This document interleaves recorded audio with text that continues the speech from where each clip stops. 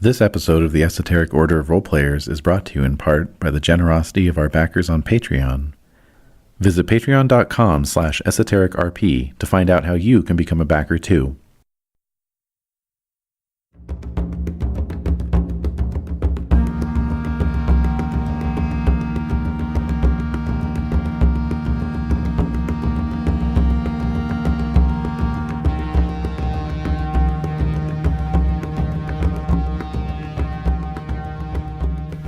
The Esoteric Order of Roleplayers present Prophecies of Doom, a Runequest Glorantha campaign, with David Larkins as the Game Master.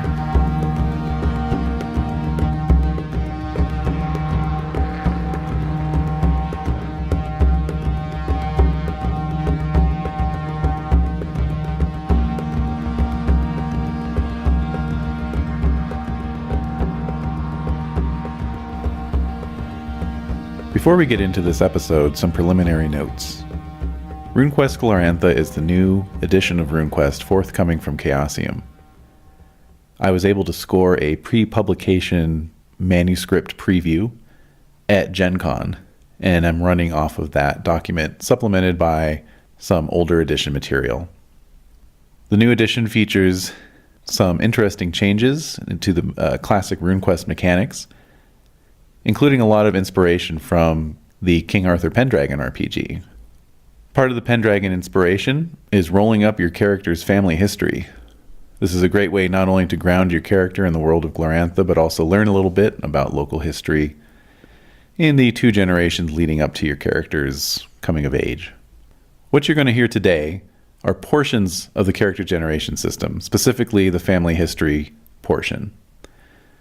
The remainder of the character generation was largely going over different options in terms of cults, runes, skills, occupations, what bonuses they provide, skill category bonuses, equipment, just a lot of preliminary bookkeeping, getting everything set down on character sheets so that they'd be easy to reference in the game itself.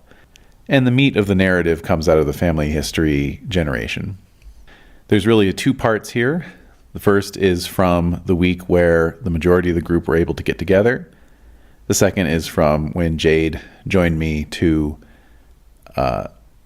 create her family history ahead of the second character creation session. By the end of the session, everyone had rich, fully developed, fully fleshed out characters ready to go. We will introduce them at the top of our next session. Hope you can join us for that.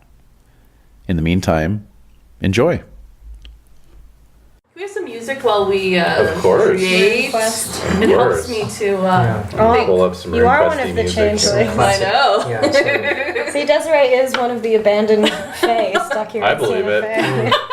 And Edie's our little fey dog. Actually, we always joked about that she came from... She fell off the sun god's chariot or something. Yeah. She's so crazy. Yeah. Yes.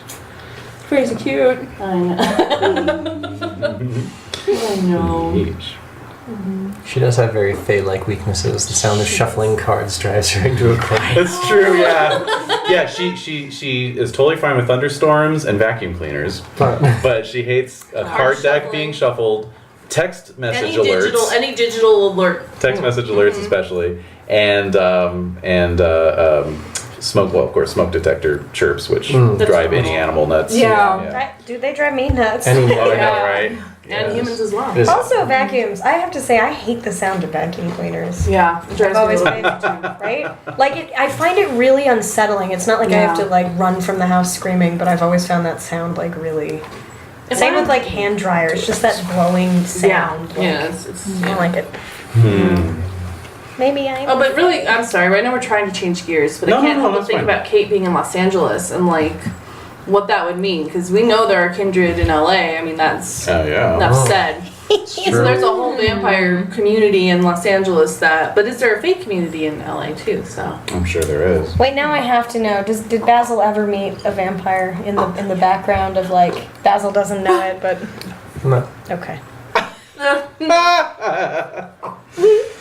Just came up so many times. I feel Yeah, like- well, got What, vampires on the vampires? brain. No, but that Basil like was interviewing them and like he just had no memory of it at all. Like They were talking to him because he was getting too close to the information. That was what I was hoping to convey. right.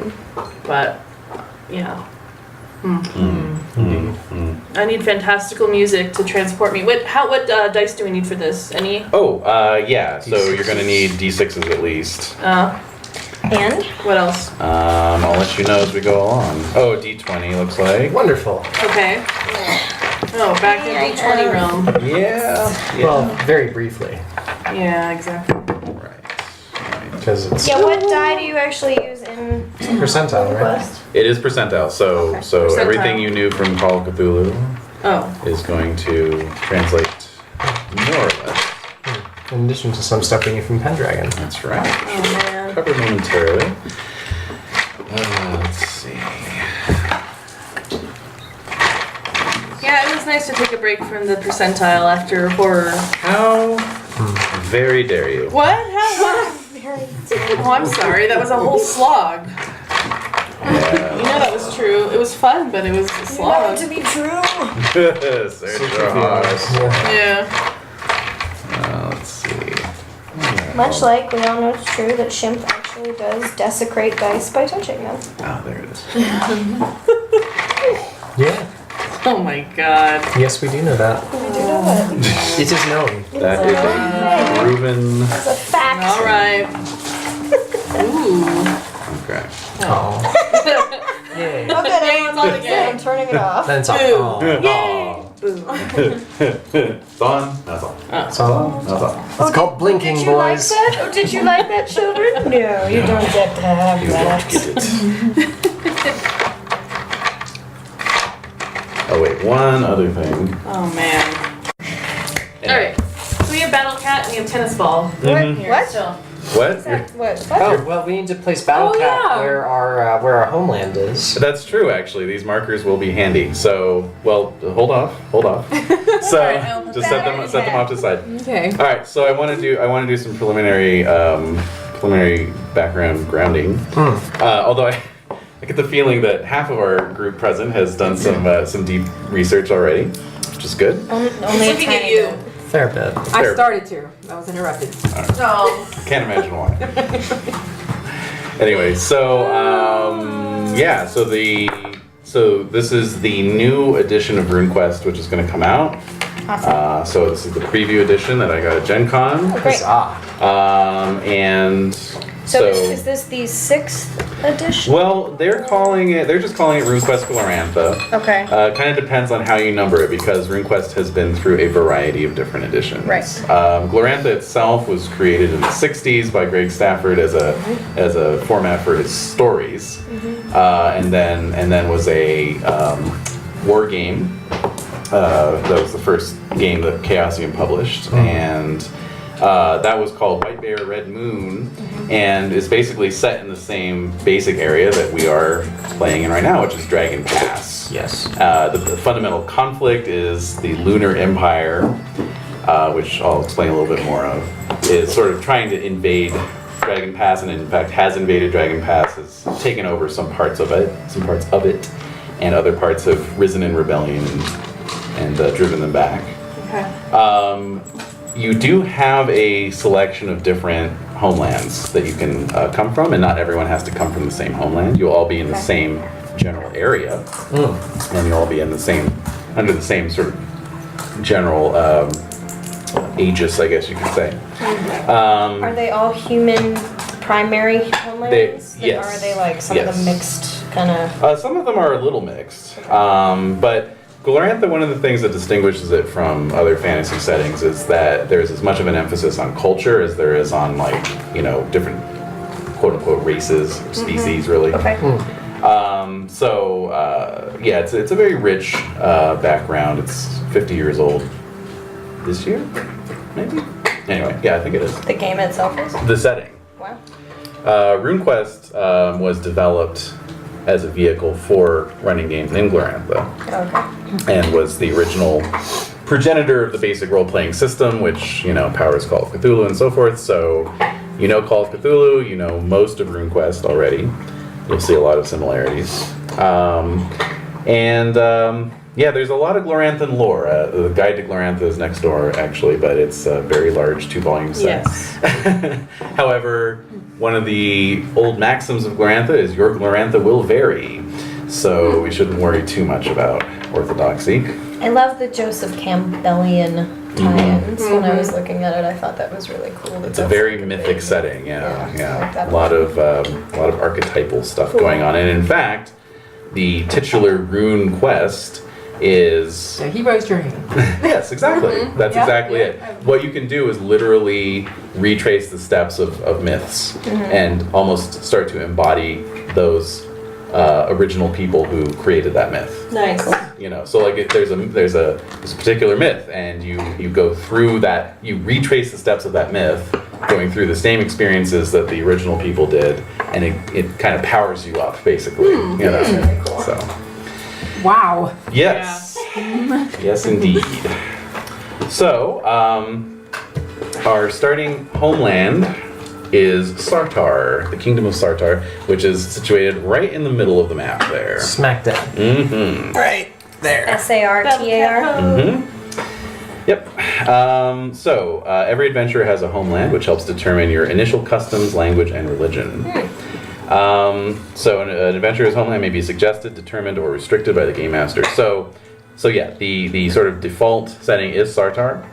If you're all Sartarites, that's cool. Not Sartarians. Not Sartarians. However, as an option, you can come from an area outside of Sartar. Can I ask a question? Since religion is such a key aspect to our characters and how we progress, is it conceivable that a character would reach a crux or a conclusion point that would allow them or cause them to change their religion? Or if once you pick one, you're that forever? Like you never, there's no reason your character would ever change its mind about religious beliefs. That's a good question. Yeah, I mean, there's gods, and then there's also runes. Now the runes are more fundamental, so you're gonna have affinities for different runes. Okay. And that is something that's going to be pretty much set. Okay. You can always add more rune affinities, of course, and focus on those. But the runes that you start with are kind of your thing. Okay. As far as like gods that you follow or cults, that you align yourself with, that can change for sure. Yeah, you can drift from one to another. Okay. And as indeed happens quite often. Okay. So Sartar is the default homeland for adventurers. It is a mountainous kingdom made up of storm-worshipping hill tribes, united by the royal house of Sartar. Sartar recently liberated itself from the Lunar Empire, and in doing so began the Hero Wars. It is now ruled by Prince Argrath, and is a hotbed of magical questing, petty feuds, and would-be heroes. This is kind of your default. The culture is the Orlanthi, and they're sort of a ancient Celt meets Mycenaean Greek kind of culture, Sounds perfect. Yeah. It's really nothing to say about that. Okay, so then just to kind of give you the overview, Esrolia, which is to the south. Oh, and to give you an idea of scale, if you see that sea at the bottom there, if you take that coastline and you cast your eye northwards to the edge of the map, imagine that to basically be England in terms of miles. Okay, so if you were to travel from the south coast of England to the Scottish border, it would be the same distance. Okay. So And that's... the width is therefore The width is more proportionally or less similar? Dragon Pass there. Yeah. So Esrolia is in the south there. It's down near the sea. It is also Orlanthian culture, but it's richer and more civilized. It is ruled by a matriarchy. It is the home of the Earth Mother Ernalda, center of Earth worship. Its capital city, Notchet, is the largest city in Glorantha, ruled by the Queen of Esrolia. The Grayslands, which are to the east. I'm upside down. Is that the east? Yeah, it is. Yeah. Is it east? This is No, west. west. West. I'm West. upside down. Sorry. Yeah, west. Yeah. So Grayslands, which is to the west of Dragon Pass. You don't look like proper. Ryan O'Neal. Moving on. The Grayslands are a region of grassy hills and valleys inhabited by the Graysland pony breeders. The semi-nomadic tribe herds horses and rules over enserfed peasants like the folk of Azrolia, Sartar, and Tarsh. They are ruled in turn by the feathered horse queen, a powerful earth priestess. Right. Okay, then to the east, we have Prax, which is basically that whole half of the map there. whole desert-looking place. Yes. It's quite big. Yes, these barbarian nomads reside in the Chaparral Plains east of Dragon Pass. Each tribe rides and herds the beast for which it is named. Bison, bolo lizard, high llama, impala, rhinoceros, sable antelope, and even the horse-riding Poljani. The horse is strictly taboo for most Praxians except for the Poljani. So this is where Khan of Khans. That is where Khan of Khans is set. Yep, exactly. Then to the north of Sartar, we have the split kingdom of Tarsh. Tarsh used to be the other big kingdom and was invaded by the Lunar Empire. So we have Lunar Tarsh. The kingdom of Tarsh is a province of the Lunar Empire, and its rulers and urban populations have adopted the civilized culture and religion of the lunar heartlands. And then we have Old Tarsh. Old Tarsh is a group of tribes centered on the foothills of Mount Caro Fin that refuse to acknowledge the lunar dynasty of Tarsh, remaining loyal to the Shaker priestess. Once the core of the kingdom of Tarsh, the tribes of Old Tarsh have been marginalized and survived by hunting and raiding. Caro Fin, you can see there, is that snow-capped mountain. That is an 8-kilometer high, needle-like projection that just soars up into the sky. Jesus. That's intense. Yes.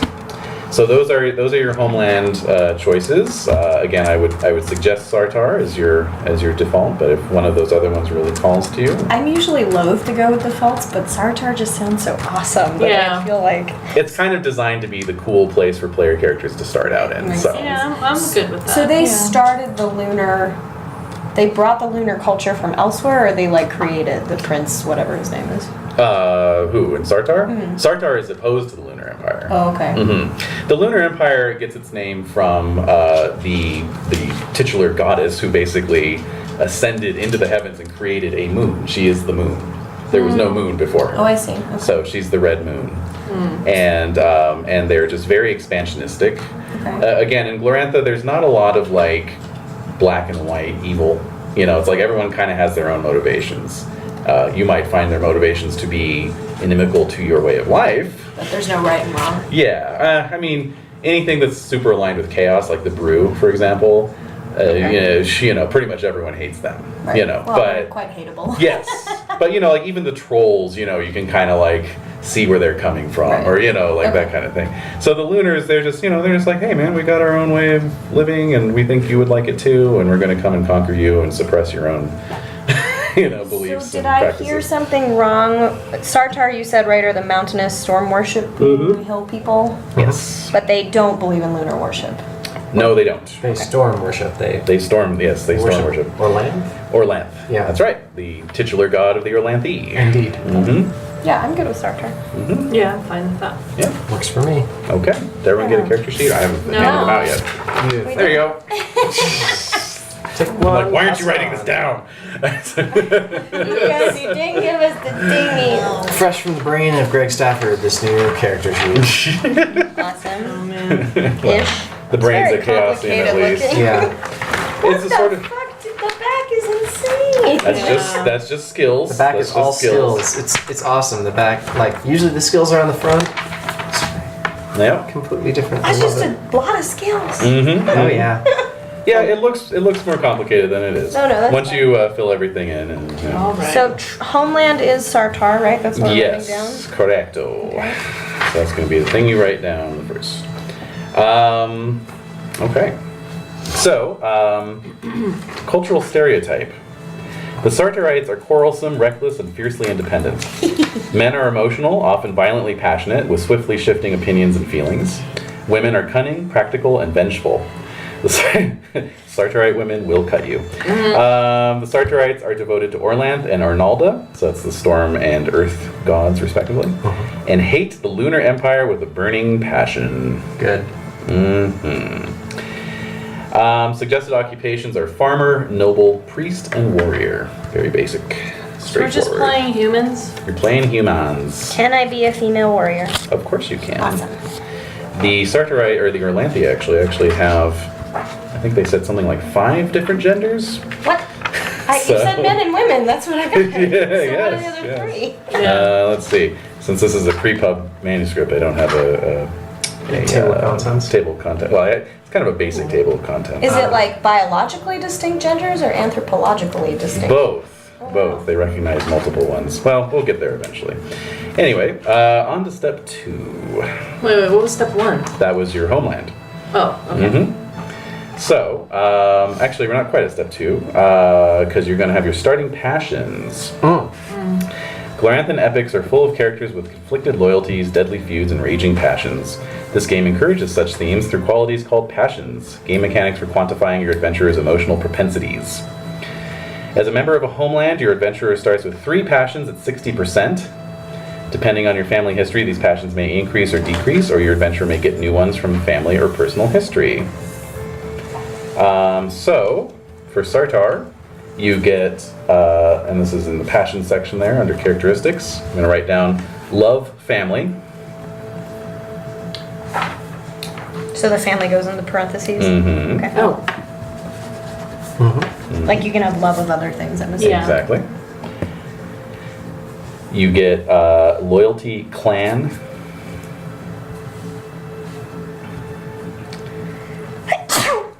Thank you. And loyalty tribe. Makes sense. And those are all at 60%. And that Where goes do in the we little put the- blank. yeah. In the little blank next to the checkbox there. okay.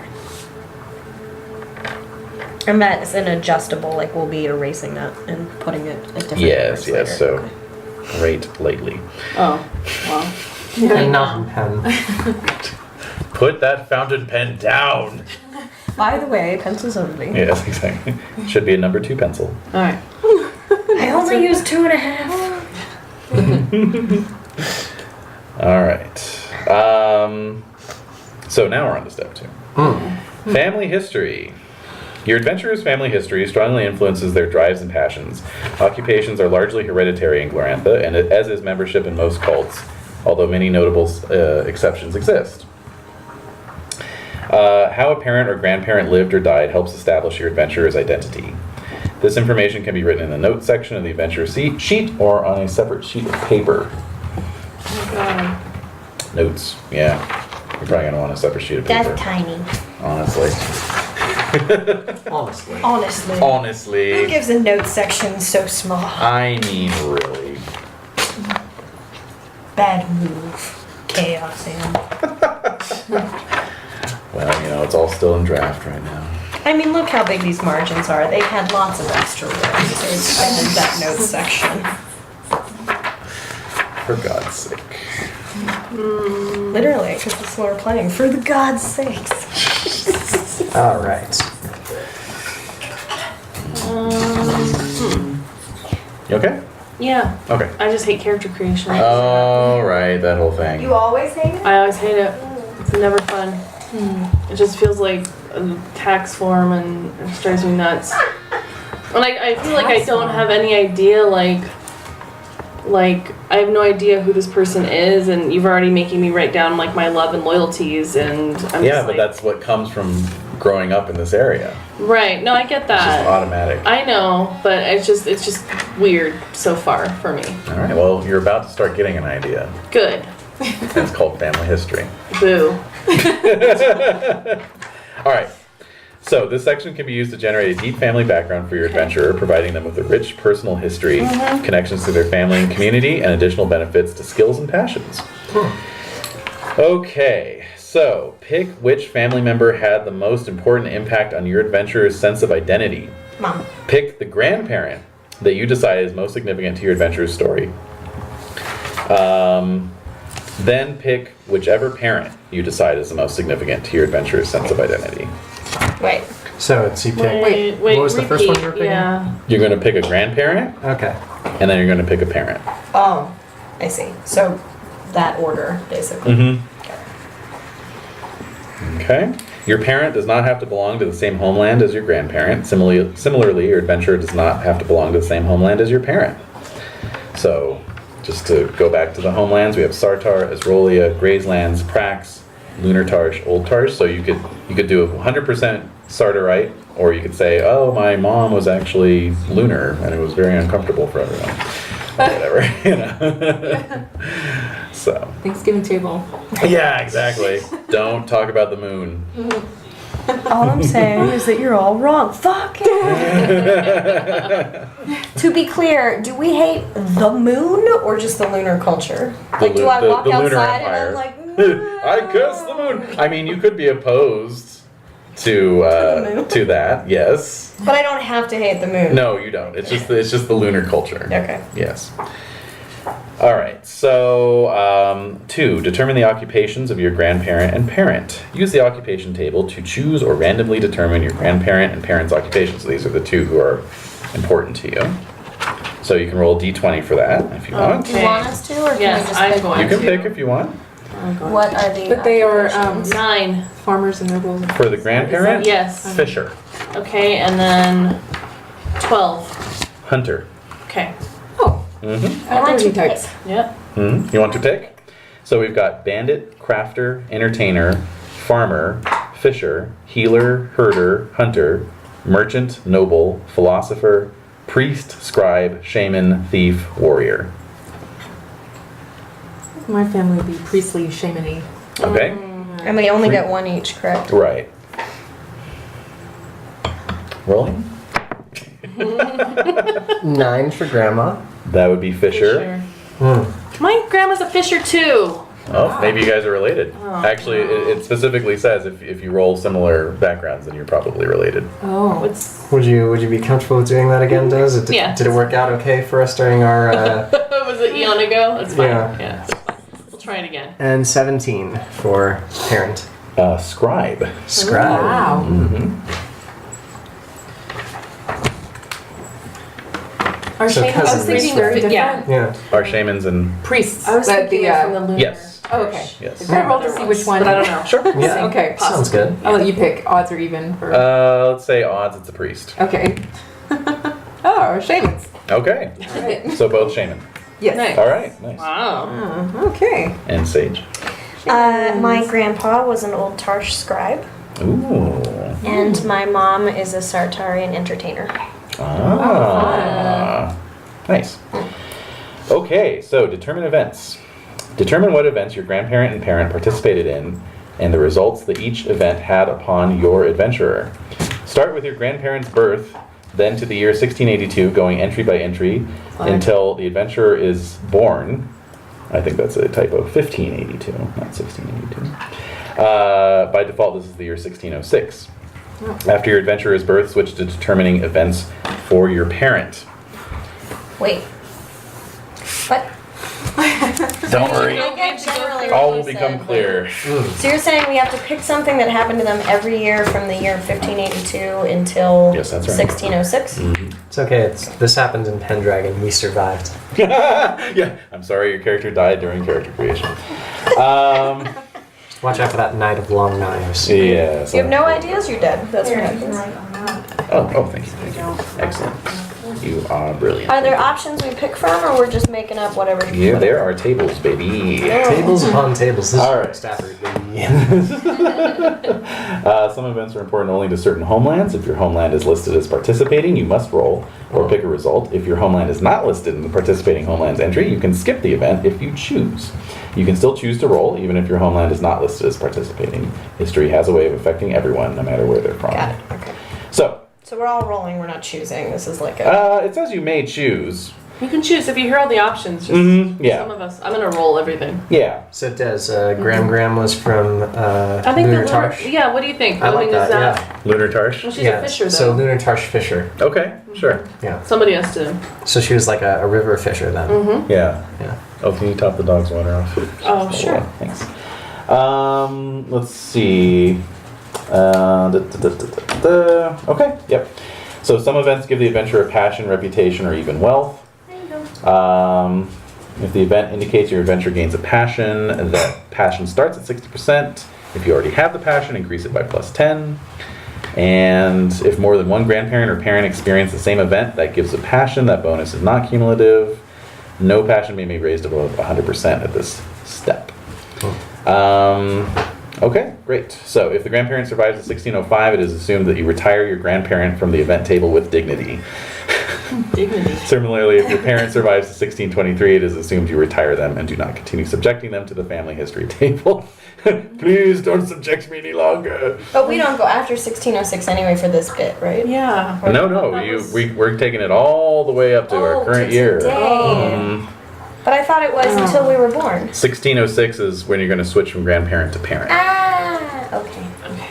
So So, parent is 1606 to 1623. and then you're going to do you for 1623 to 1626. So I'm 3 years old. No. No, you were born in. No. But it's Oh, just going to yeah. be your most Oh, no, right. recent, Yeah, no, your got most it, right. recent stuff. So, okay, so starting, well, we're gonna kind of go all the way back actually to 1561. This is the year your grandparents were born. You're not going to roll anything though. Right. It's just 1561. Your grandparents were born. Right. 1582. King Tarkalor and his wife, the Feathered Horse Queen, went to war with the Lunar Empire to aid the old Tarshites, aided by Praxian and Isrolian mercenaries and volunteers.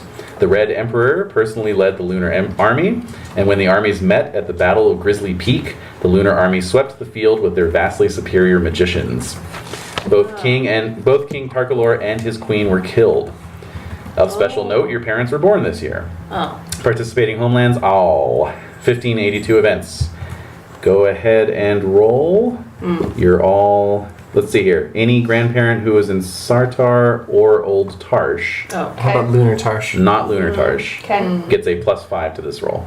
Oh, so everyone Oh, we rolls can roll, anyway, but you they- get a +5. Yes. So, Des, Oh. do you want to trade off on rolling Sure. since it's our same Yeah, grandparent? yeah, yeah. Oh, So I'll cool. roll first. Okay, Yeah. Okay. go for it. 17. Your grandparent was present at the Battle of Grizzly Peak. See below. Okay. Oh dear. Grandma. Grandma was and Grandma was not a noble or priest. She was a fisher. For sure. So you're just gonna roll straight d20. All right. And you can roll it. Yeah. 19. Huh. Was she lunar? Yes. She was lunar. If lunar, your grandparent died fighting the royal bodyguard.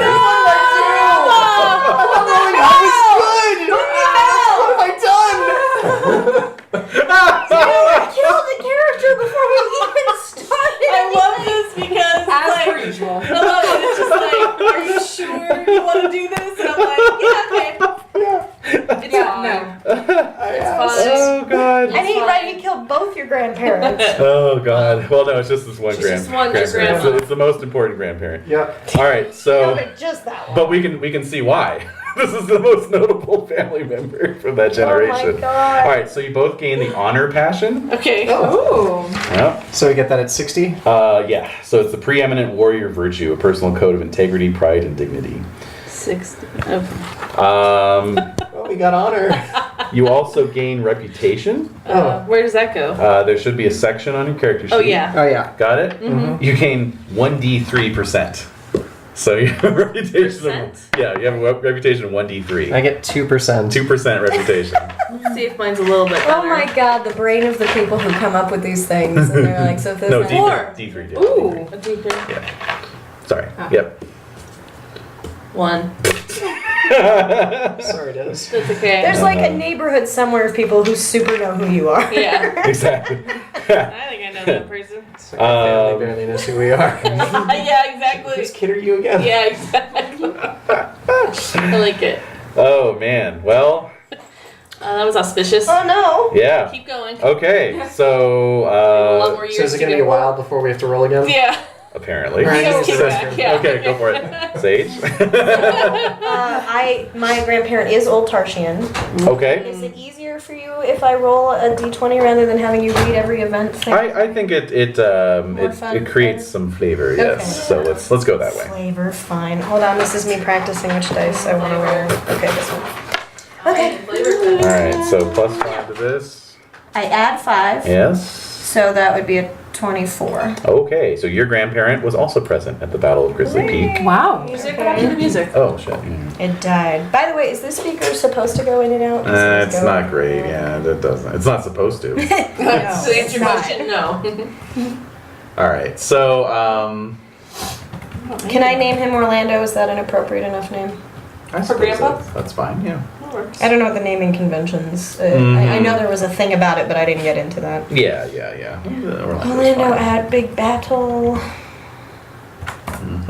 And so now you're going to roll to see what happens. Oh god. Same D20? Yeah, Same and plus 5? were they a noble or a priest? He was a scribe. So no, it's just a straight roll. 3. Survive!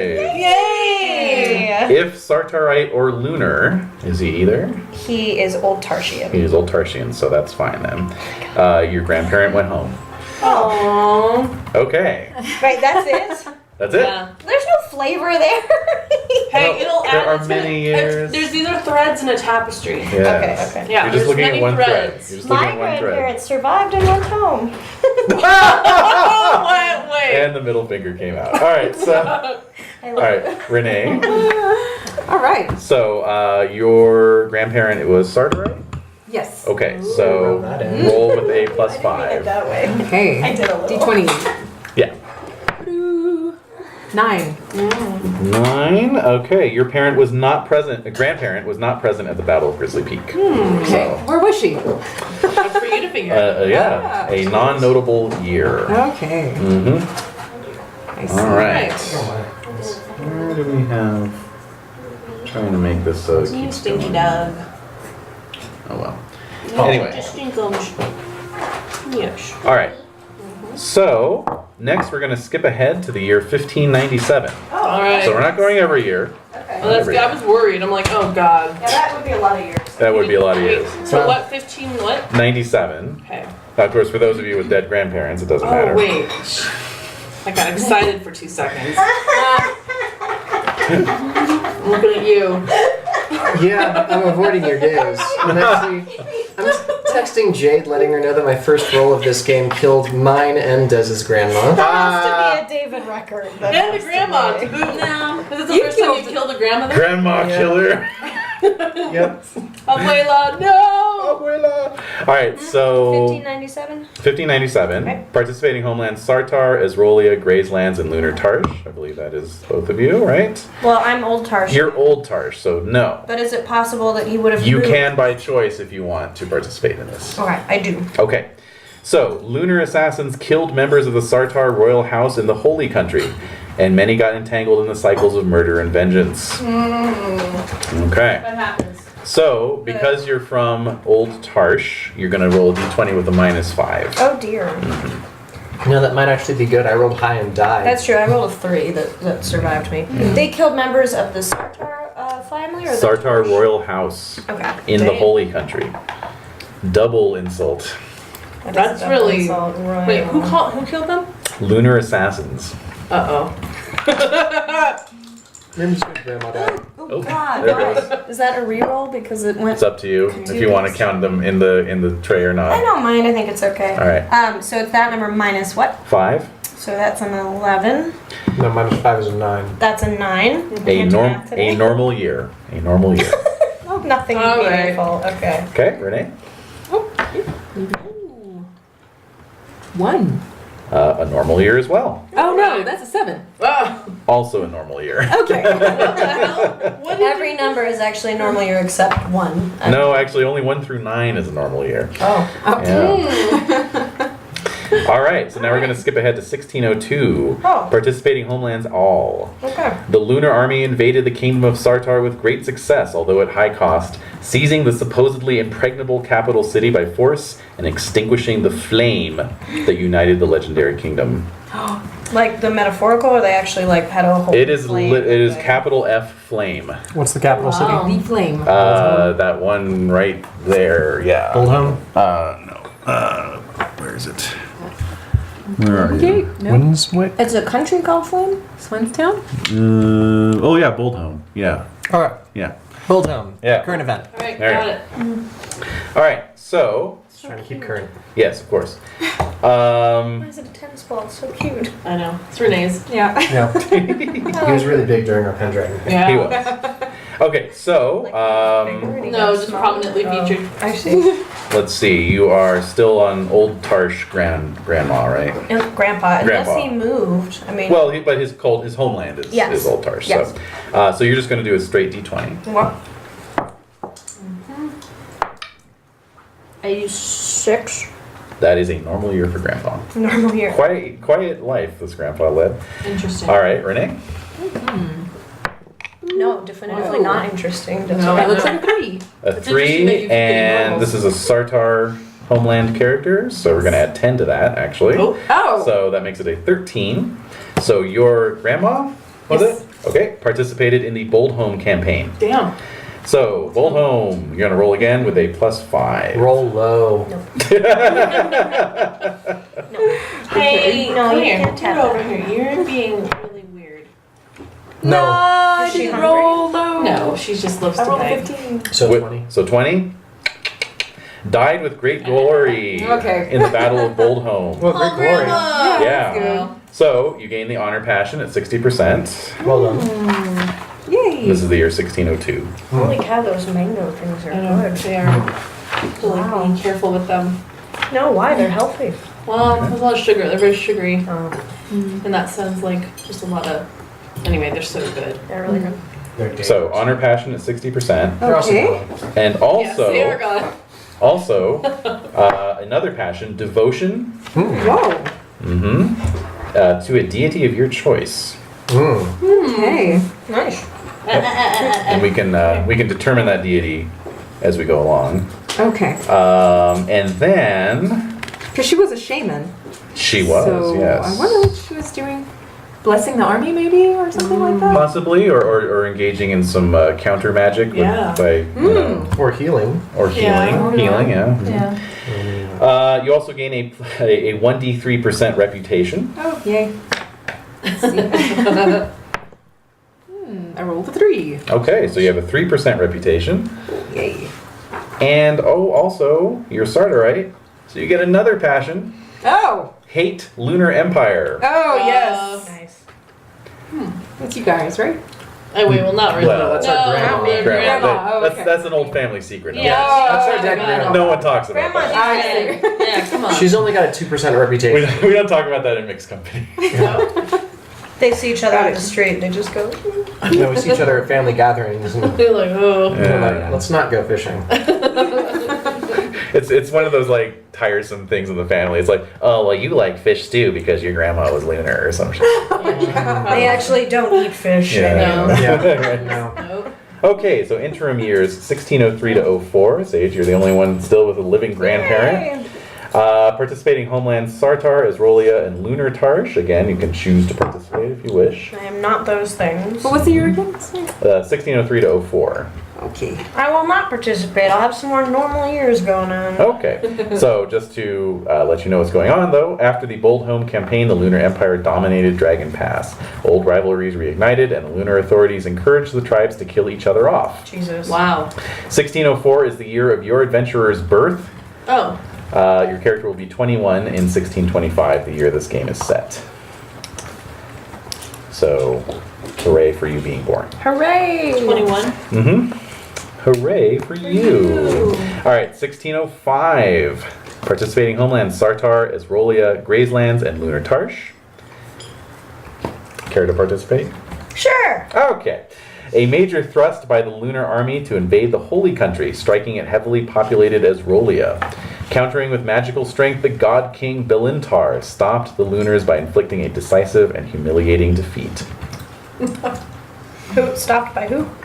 Belintar, the God King. Lintar, the God King. Mm-hmm. Is he still around? I'm not sure. Have to look into that. That's quite a title he yeah. gave himself. I'm the God King. Yes, well, Well, he kicked the shell of the Lunar Empire. Right. that's true. He calls himself Comey, does he? So, roll a d10, your old Tarsh, so you're at minus 10 on the, or d20. Oh, okay, I was Sorry, like, that's new. d20, your old Tarsh, so you're minus 10. That's where the 10 came from. What was I rolling? Was I rolling you? Was I rolling You, my friend? You. Not you? No, you're rolling You were on that the- one. No, I think I was rolling. Speaking of shaman, 10. animistic dice going on. Minus 10? Yes. So I'm negative 5? Okay, a normal year. Oh, Here. boo. All right, so your grandparents survived and retires with dignity. Hey. Nice, dignity. That's always good. Okay. Okay, so now we're all back in the rolling game because we're on to parents. So Wait, this is so I your... don't get We have anything separate for parents, so having a you're fine. surviving grandparent? Mine will die immediately. So it's good to have your family members die, basically. No, they get you glory. But you have a living grandparent. It's going to be an NPC in the That's game. so cool. Yay, I love that's that. true. But no, I don't get anything out of it. All the honor and shit you guys got, I don't have. Well, I mean, maybe, but So grandmother, like, do we have a similar? Because my mother is from Sartar. likewise. Oh, Yeah. You so could are they be siblings. No, are they No, siblings? no, because my mom's a scribe and hers is As a hunter. Oh, so these are Wait, different. your mother is a hunter? My father's a scribe.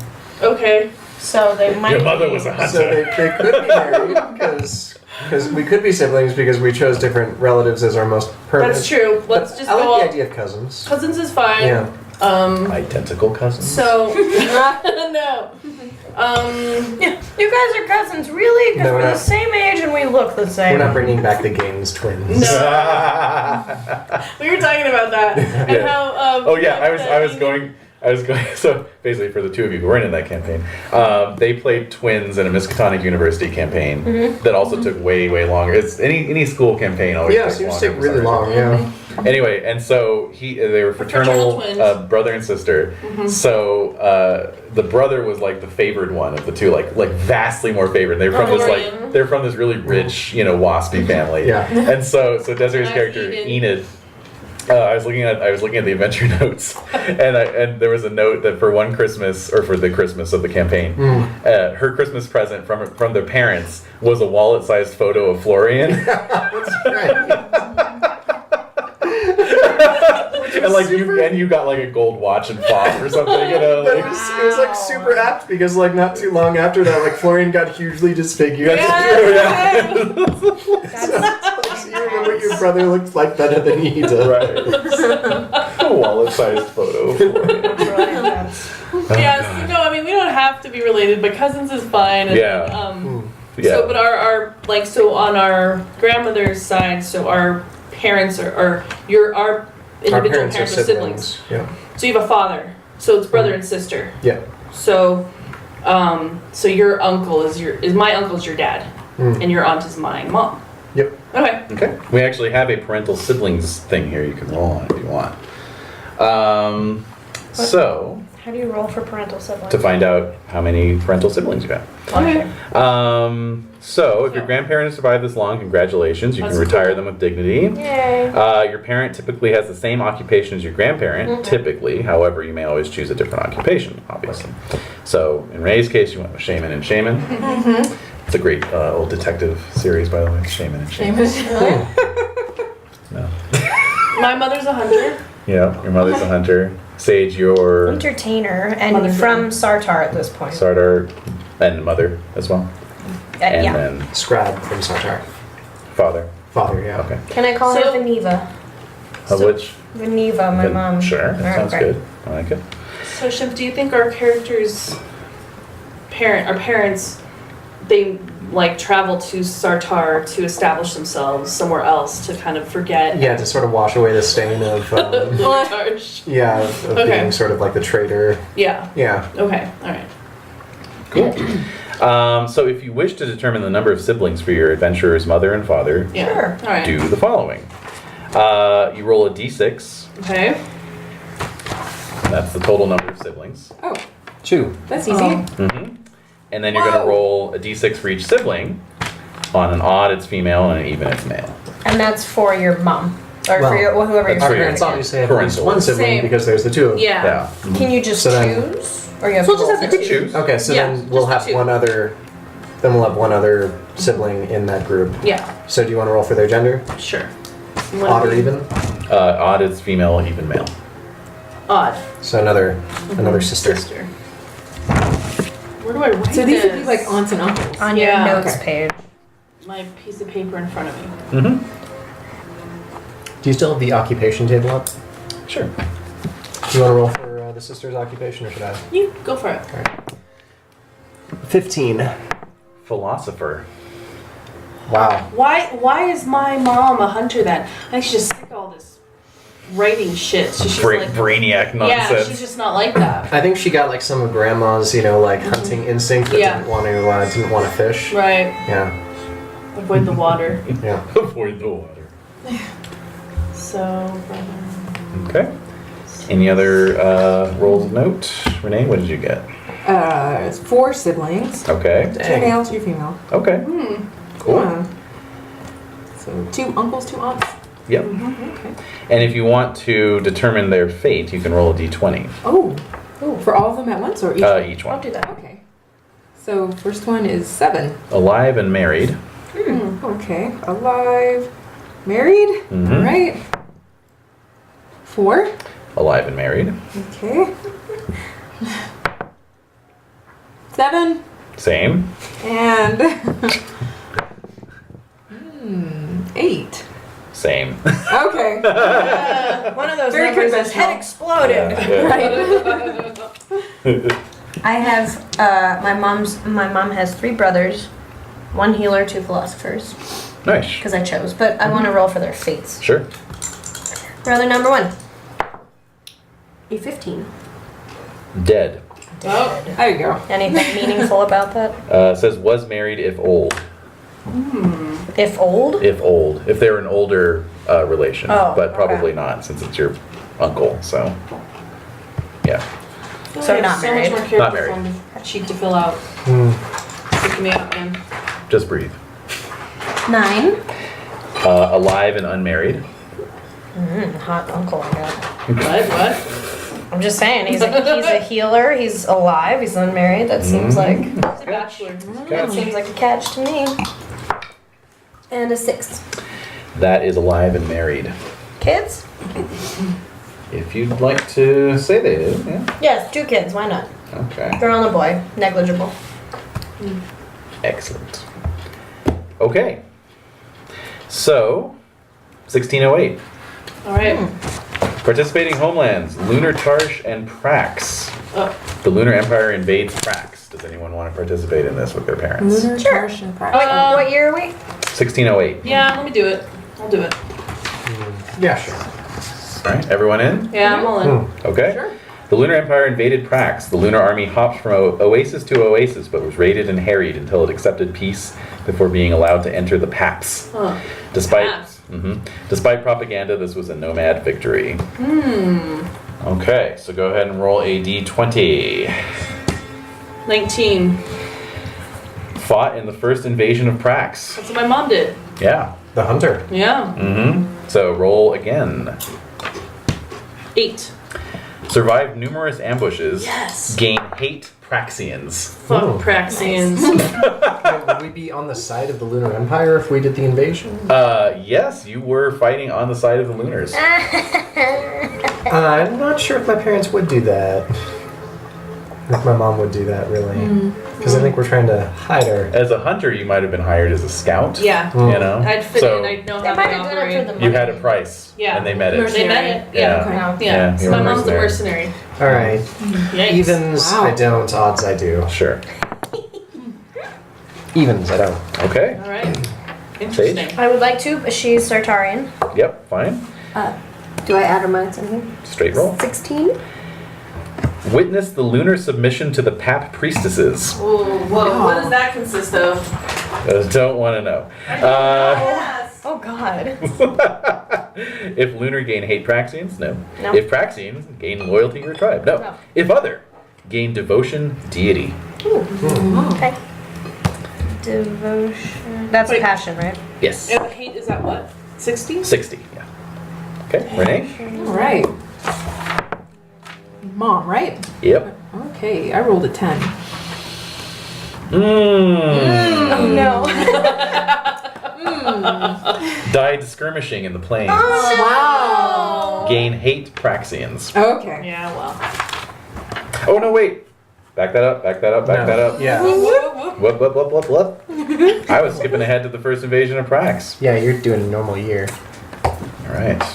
Sage, what did you roll again? Oh no. Do you remember? 16? 16. Tell me she's not. Okay, that was fought in the first invasion of Prax, but I will need you to roll again. Oh no. And Renee, you what rolled A 10, a yeah. 10. That is died of other causes. Oh. Oh, okay. Well, that would Okay, make more wait. sense. 'Cause That I does was make a more shaman. So Yeah. sorry, what happened? What did I do? So you need to roll again. First invasion of Prax, please roll again. No, but what happened? Oh, She you fought in the first invasion of Prax. Mm-hmm. Okay. I'm keeping my family history. I have to. Yeah, no, that's great. 3.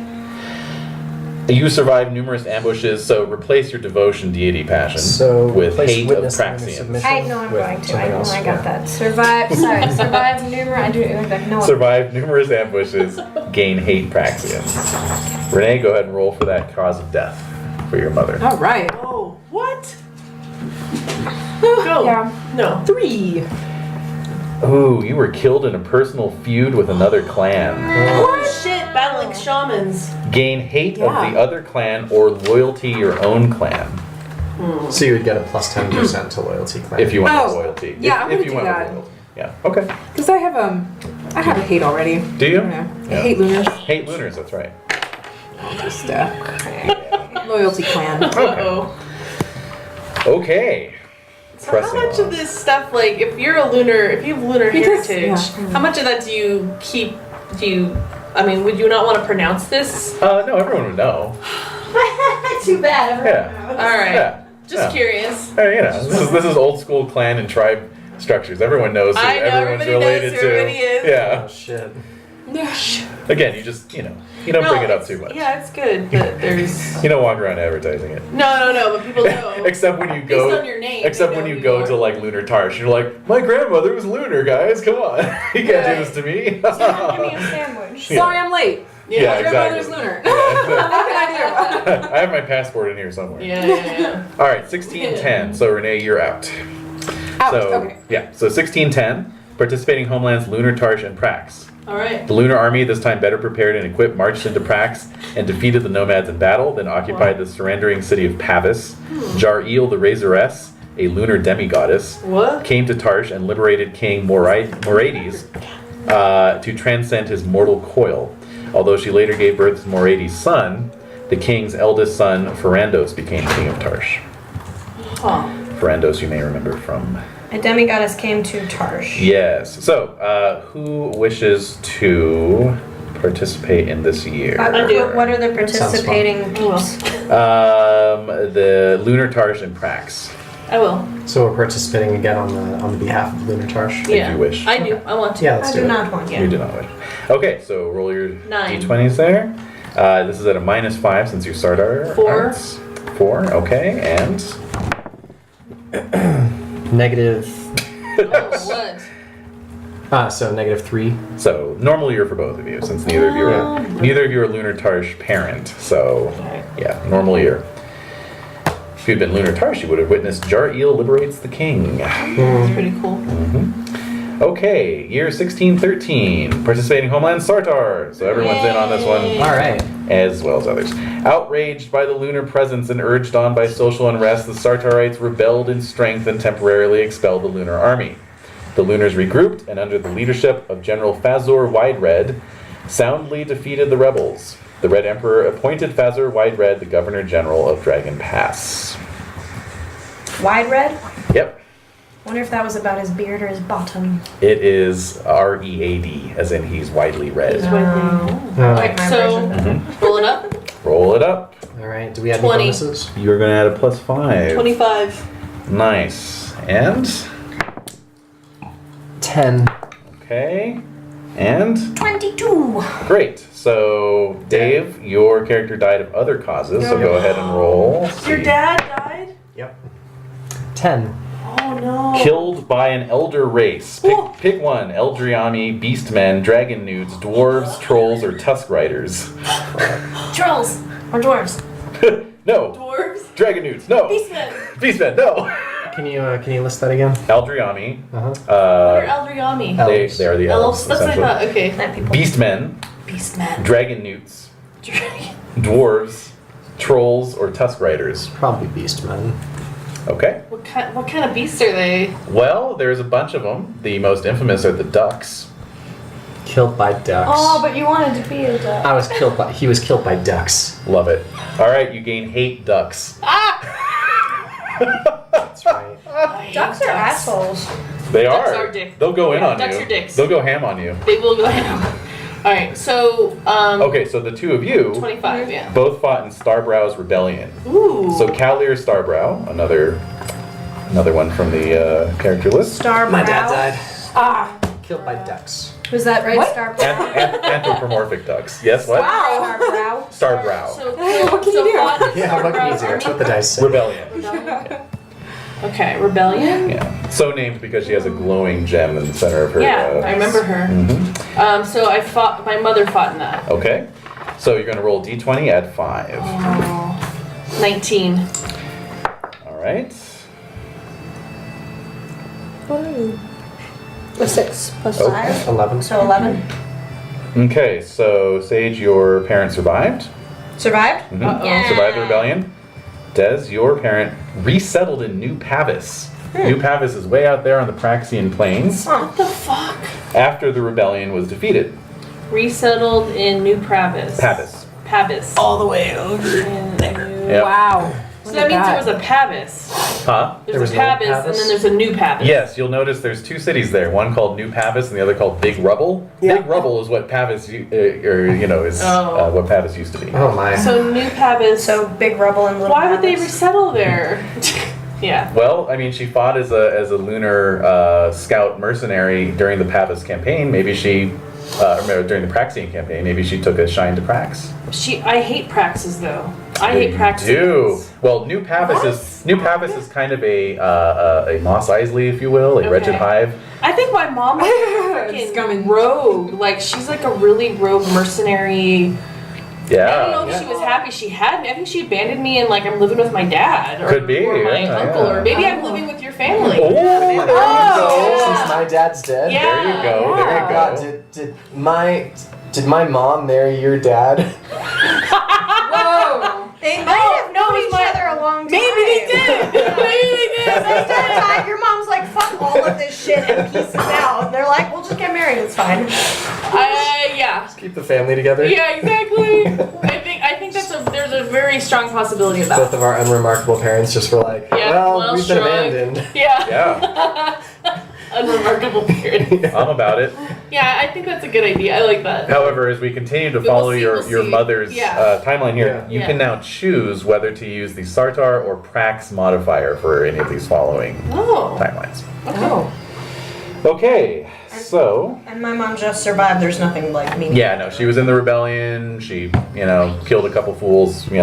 Went home. Some fools. Yeah, exactly. Smoked some fools and went home. All right, year 1615. This is Graysland's Lunar Tarsh and Old Tarsh, so participation is optional. A squabble between the Grayslanders and the Lunars broke into open war. The former, aided by King Ironhoof and his beastmen, managed to evade and frustrate 2 massive invasion forces. Were these the Duckmen or the Hoofmen? These are just the beastmen in general. It was a collection of beast men. A big collection of beastmen, exactly. Some Aided, ducks, aided by some- King Ironhoof, who is the centaur you may recall from Yeah.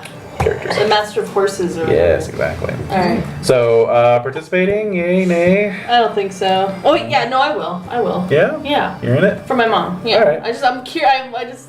All right. Prax is at a -10. Sartar is at a -5. So, So she's -10. Oh, She's close no, to you get to Prax? choose. Oh, You can choose whichever you want. Sartar or Prax. Prax is -10. Sartar is Sartar. -5. Yeah, Okay. Hotter than I expected. Oh, 0. Okay. So a normal year Normal, for okay. normal year for man. Okay. Anybody else? No, I will not. Nope. Nope. Okay. Right, Year- Sartarian was not one of the participants. No, right. You're correct. All right, year 1616. Participating homelands as Rolia and Prax. A large army from the Holy Country was ambushed and slaughtered by the Ditali barbarians. At the same time, Herrick the Berserk and his wolf pirates destroyed the Holy Country navy. The God King Belentar, there he is again, Yeah. disappeared, What? and the tournament of the Masters of Luck and Death failed to produce a replacement. In Prax, a former slave of the Bison people, founded the White Bull Society. Many Praxians of all tribes flocked to join it. All right. Yeah, I'm gonna do for Prax. I want to do Yeah. but Okay. I don't choose. Okay. 13. 13, do you want to use the Sartar modifier of -3 or the Prax modifier of -10? Prax -10, so 3. 3, a normal year. There's a theme Actually, here. good you didn't go for the -3 though. Yeah. I'll tell you. Oh no. Anyway, how did you do? 12 minus 3 because I'm Sartar, right? Yeah. So 9. Normal year, just barely. Ooh.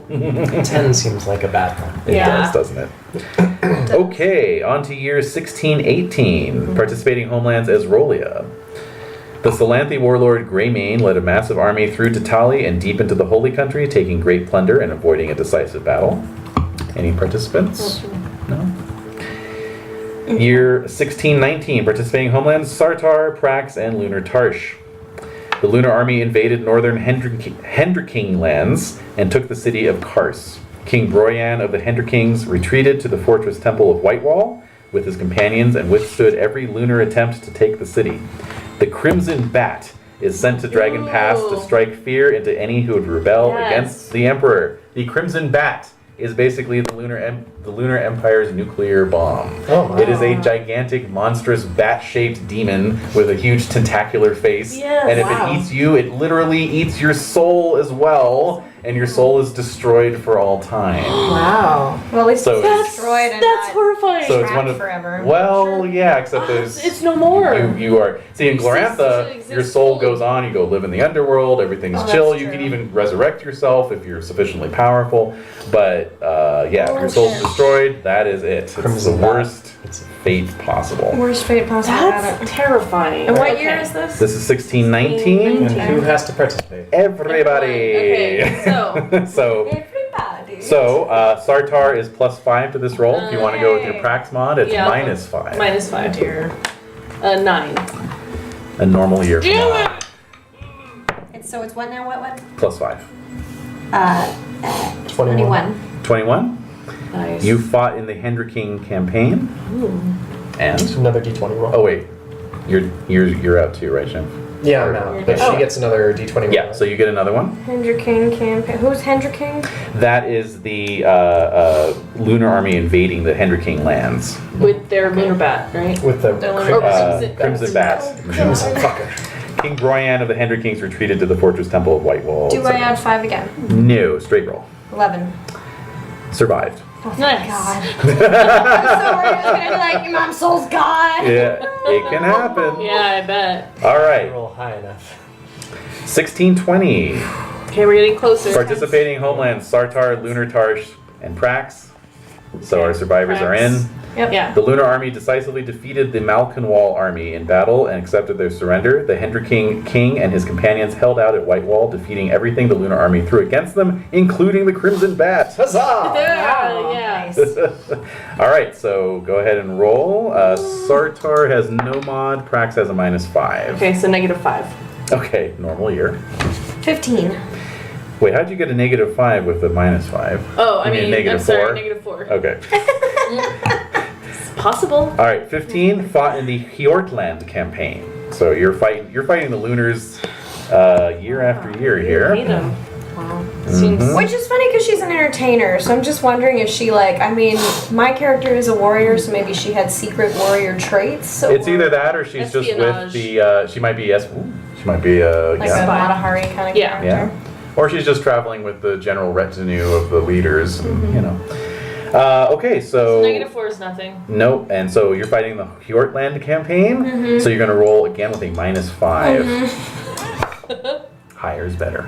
13, so -5 is 8. Oh, Survive! Yay! Yeah. Oh god. that was weird. What's So the noise? I don't know. What? So now what? That was the Crimson Bat was on the table there. Oh. Mommy, come home. So. I never saw mommy again. Oh. Well, actually, what happens if your mom dies before you're born? Well, Oh, you've been born. Born in You're 1604. born, Oh, yeah, right. Okay. Okay, that's right. Aha, they thought about that. 1606. 4. No, it's 4. Oh, it's You 6. told us 1604. Oh, 04. You're right. You told me 1606. 1606 is when the parents' history Parents- starts, that's but when you the were parents' born in 04. Yeah.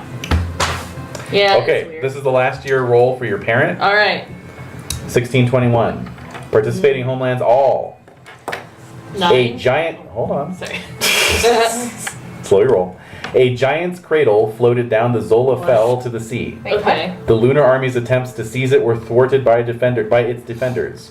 After more than 2 years of siege and tremendous cost in blood, treasure, and souls, the sacred fortress of Whitewall and its Orlanthe defenders fell to the lunar army. The gods Orlanthe and Arnalda were proclaimed dead, and the great winter came to Dragon Pass, the holy country, and Prax. The Red Emperor decreed a full year of celebration. So Who Whitewall? were proclaimed dead? Orlanth And Arnalda. All right. So I rolled a 9. Okay, Sartar normally would have a -5. Do you wish to apply a Praxian modifier of +5? Yes. +5? Yes. To 9? So 14. Alright, so you suffered through the Great Winter. So my mom did? Yes. Jeez. And? What is -5. it? It's -5. -5? It's 5 -5, so that's a 0. So your parent was at the fall of Whitewall. Wow. So roll again with the +5. Great winter. With a +5? +5. Damn. My mom's a badass. Wow. So 10 + 5, so 15. Survived. Damn. Whoa. Nice. All right. And as for Great Winter, Yeah. go ahead and roll straight. No mod. 19. Survived. Wow. Suffered through and survived. On a 1 to 4, froze to death, making sure others were warm. Aw. Damn. Dude, I don't know what she did to survive, but she got through it. Yeah. Well. My mom is a damn beast, whatever the Mine hell is she was 2. doing. Yeah. Okay, so if your parent has survived until now, congratulations. Yay! So you've got a problematic mom in New Pavis. I love like it. Yeah, me too. It's great. Problematic mom. You should retire them with dignity because now it is time to determine your adventurer's background. An adventurer aged 21 in 1625 would have come of age in 1622. Wait. What? Say this again. It is now. It's not 1622. Oh, 22. okay. Okay. Your character, who we are still this big floating question mark, Right. is has come of age. Yes. Okay. See, I So- did do. Okay, go on. So, 1622, the Red Emperor appointed Tatius the Bright as Lunar Governor General of Dragon Pass, replacing Fazur Wide Red. I should add him to the Fazur? Or the Tatius. Bright? Yeah, he's not on there. Okay. What? Who replaced? What's his He name? replaced Fazur Wide Red. No, who was Tatius the Bright. Tatius the Bright? King Broyan reemerged. Oh, the God King. Yes, and his Hendriking tribe rose in rebellion, joined by many volunteers. Oops. Hordes of scorpion men emerged from Larnsta's footprint, serving the chaos demigoddess called the Queen of Jab. The Great Winter continued until the Battle of Orok Hills, when Broyan's rebel army ambushed and defeated the Lunar Army by partially reviving Orlanth and Arnalda.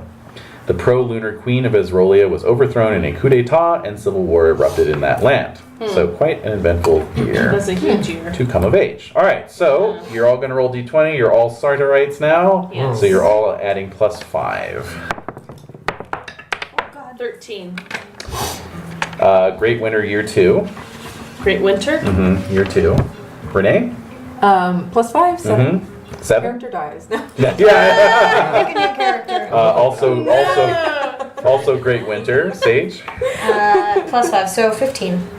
Fought in the civil war in Esrolia. Whoa. What were you doing down in Esrolia? Yeah. No, but she's a warrior, so that makes sense. Yeah. That's true. And then Dave? 6. Great Winter. Yep. All right. All right, so let's do the Civil War one first. Yeah. Sage, go ahead and roll d20 +5. 15 again. You survived and will take part in the siege of Notchet in 1623. Nice. Okay, everyone else, Great Winter, Renee. Straight die? Straight die, yeah. Oh, okay. 7. Okay, you nearly starved to death.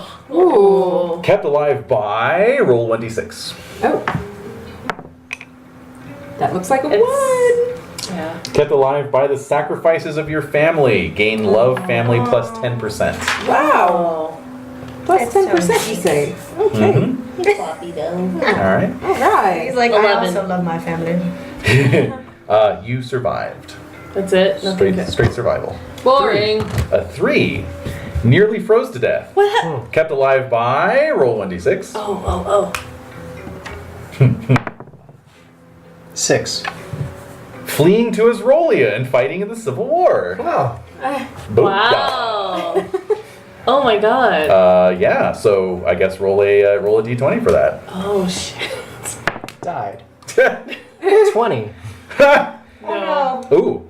fought gloriously protecting Queen Samastina from Red Earth assassins. Wow. Gain That's honor. glorious. So Nice. do you have honor already? I do. So I So get plus 10. And loyalty to Queen Samastina. I'll create her on the wiki as well. Okay. I know exactly what picture I'm going to use too. Oh. And assuming we both get What's through this, her we app? would have met. Yeah, what is her app? What's her app? Good. There's no app on this. No, there is. sheet. Well, there's actually charisma. Yeah, it's charisma. And then you're going to add 1d6 to your reputation. Oh, Oh my gosh. 6. Wow.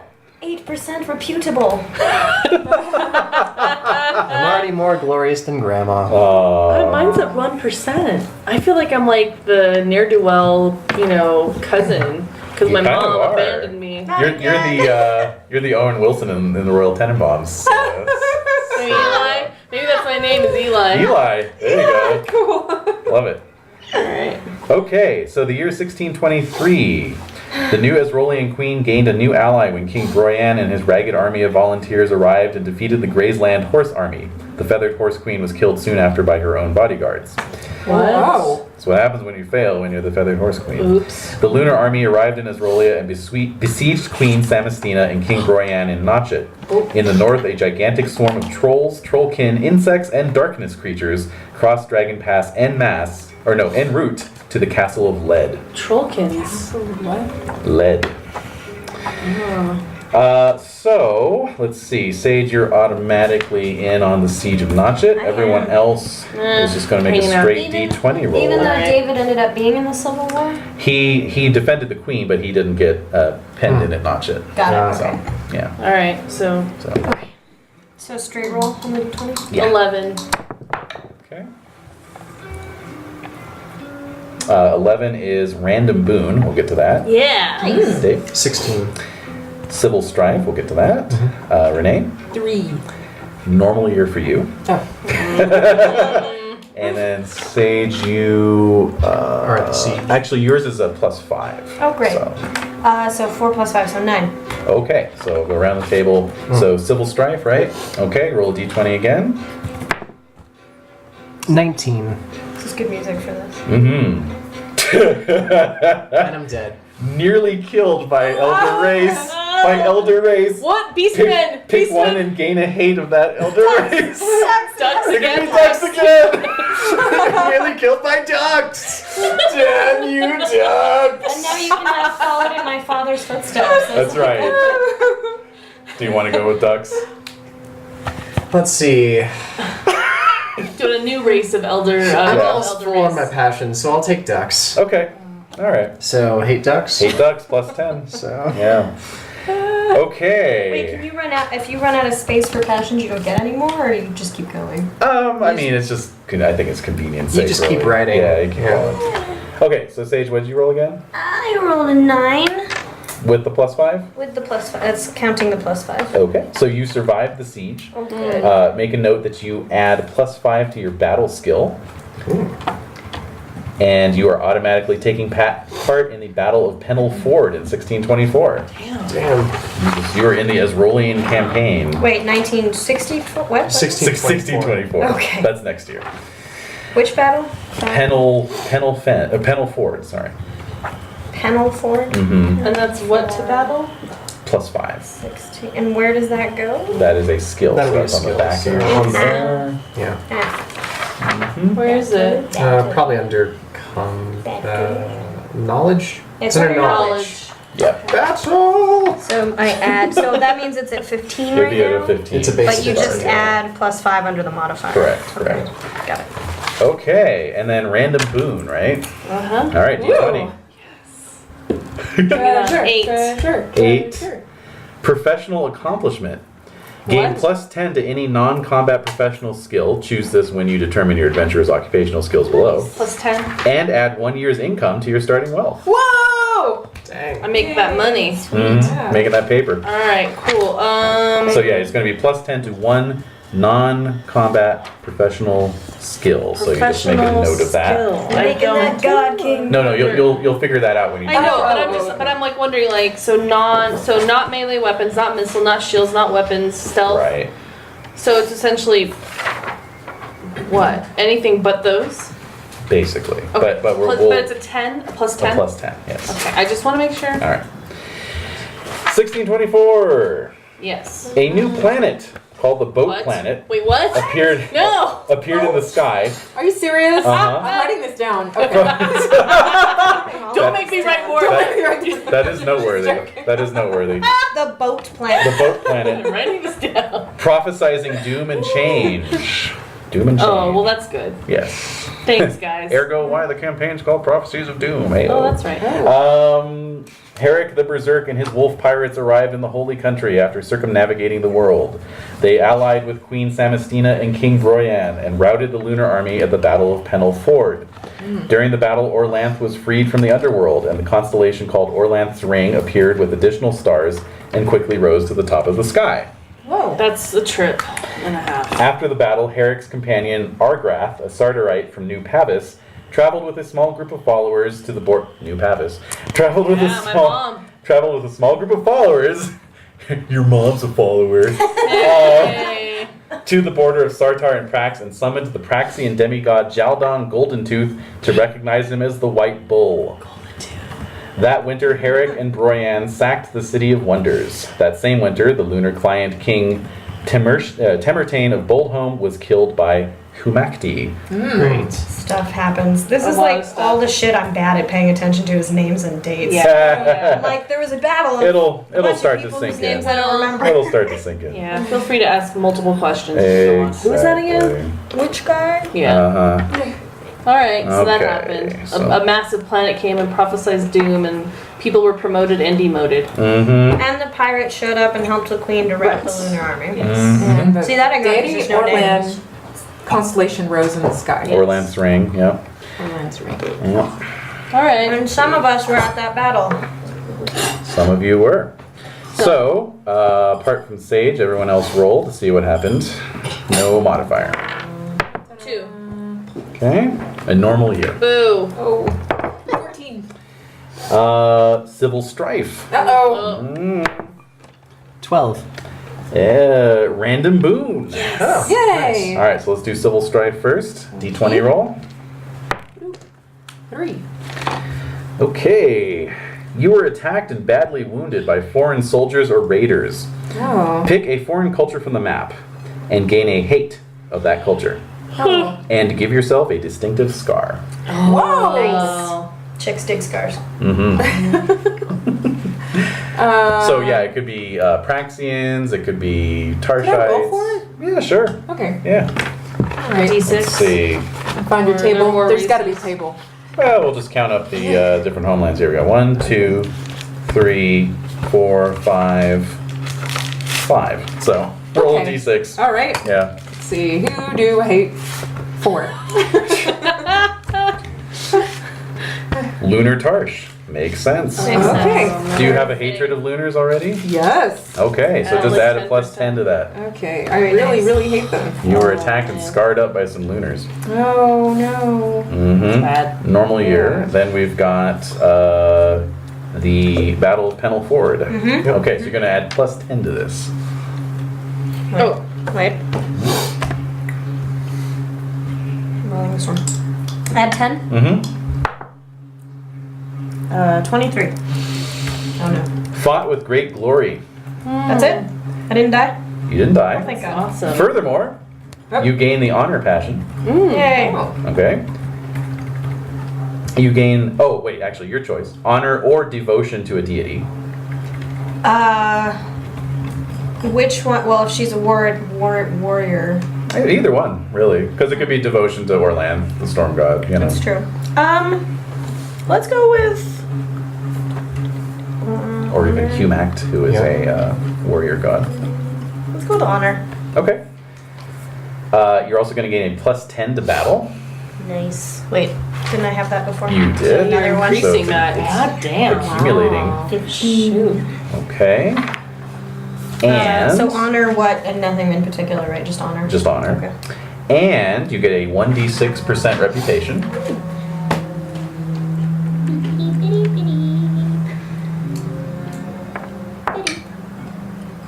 3. Okay. So 3% rep. 3% rep. And Where's Pick. reputation? Front page top. Ah, okay. And you're going to pick whether you accompanied Argrath to Jaldan Golden Tooth Summoned or aided Herrick the Berserk in sacking the City of Wonders. That one. Sack. He's sack, a pirate. Sack. No, he's a pirate. That's Well, like my yes. thing now. All right. That's the thing you're known for. Okay. What's his name? Herzerk? Herrick the Berserk. Harrek. The Berserk Sack City of Wonders. Wonders. Do I get plunder from the City of Wonder? Well, you're going to roll a d20 and find out right now. Boom!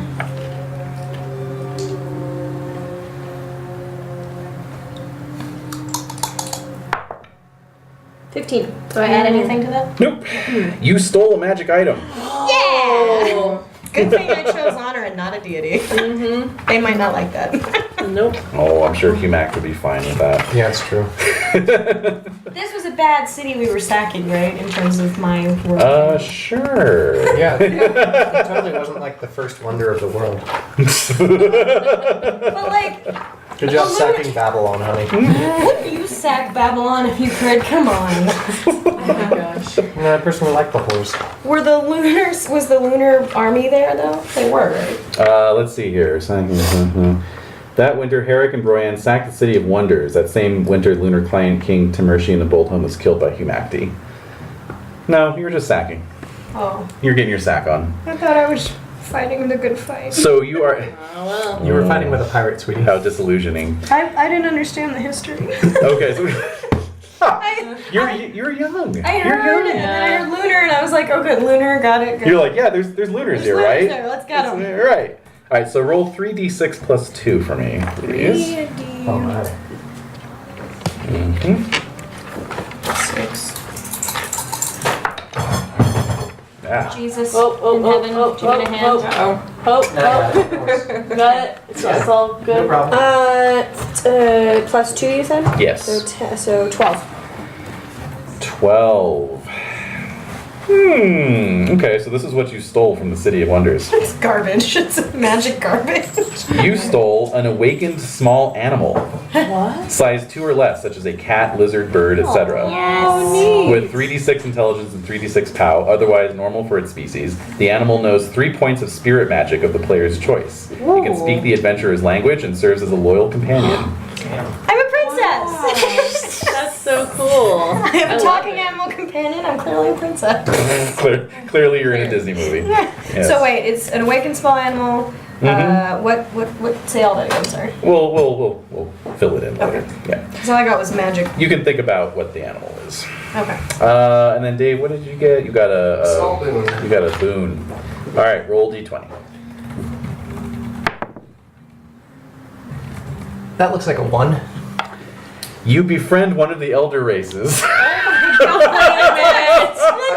the ducks. No. So who's the antithesis to the The examples they give here are centaur, dark troll, dragon newt, dwarf, duck, elf, foxwoman, telmori werewolf, or windchild.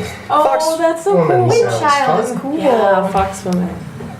Yeah. Foxwoman? Foxwoman. All right. Neat. Yeah. That's cool. You got a foxwoman friend. You gain plus 10% to lore elder race, that elder race, I guess. And the creature you befriended remains friendly towards you. Now I have to create a foxwoman.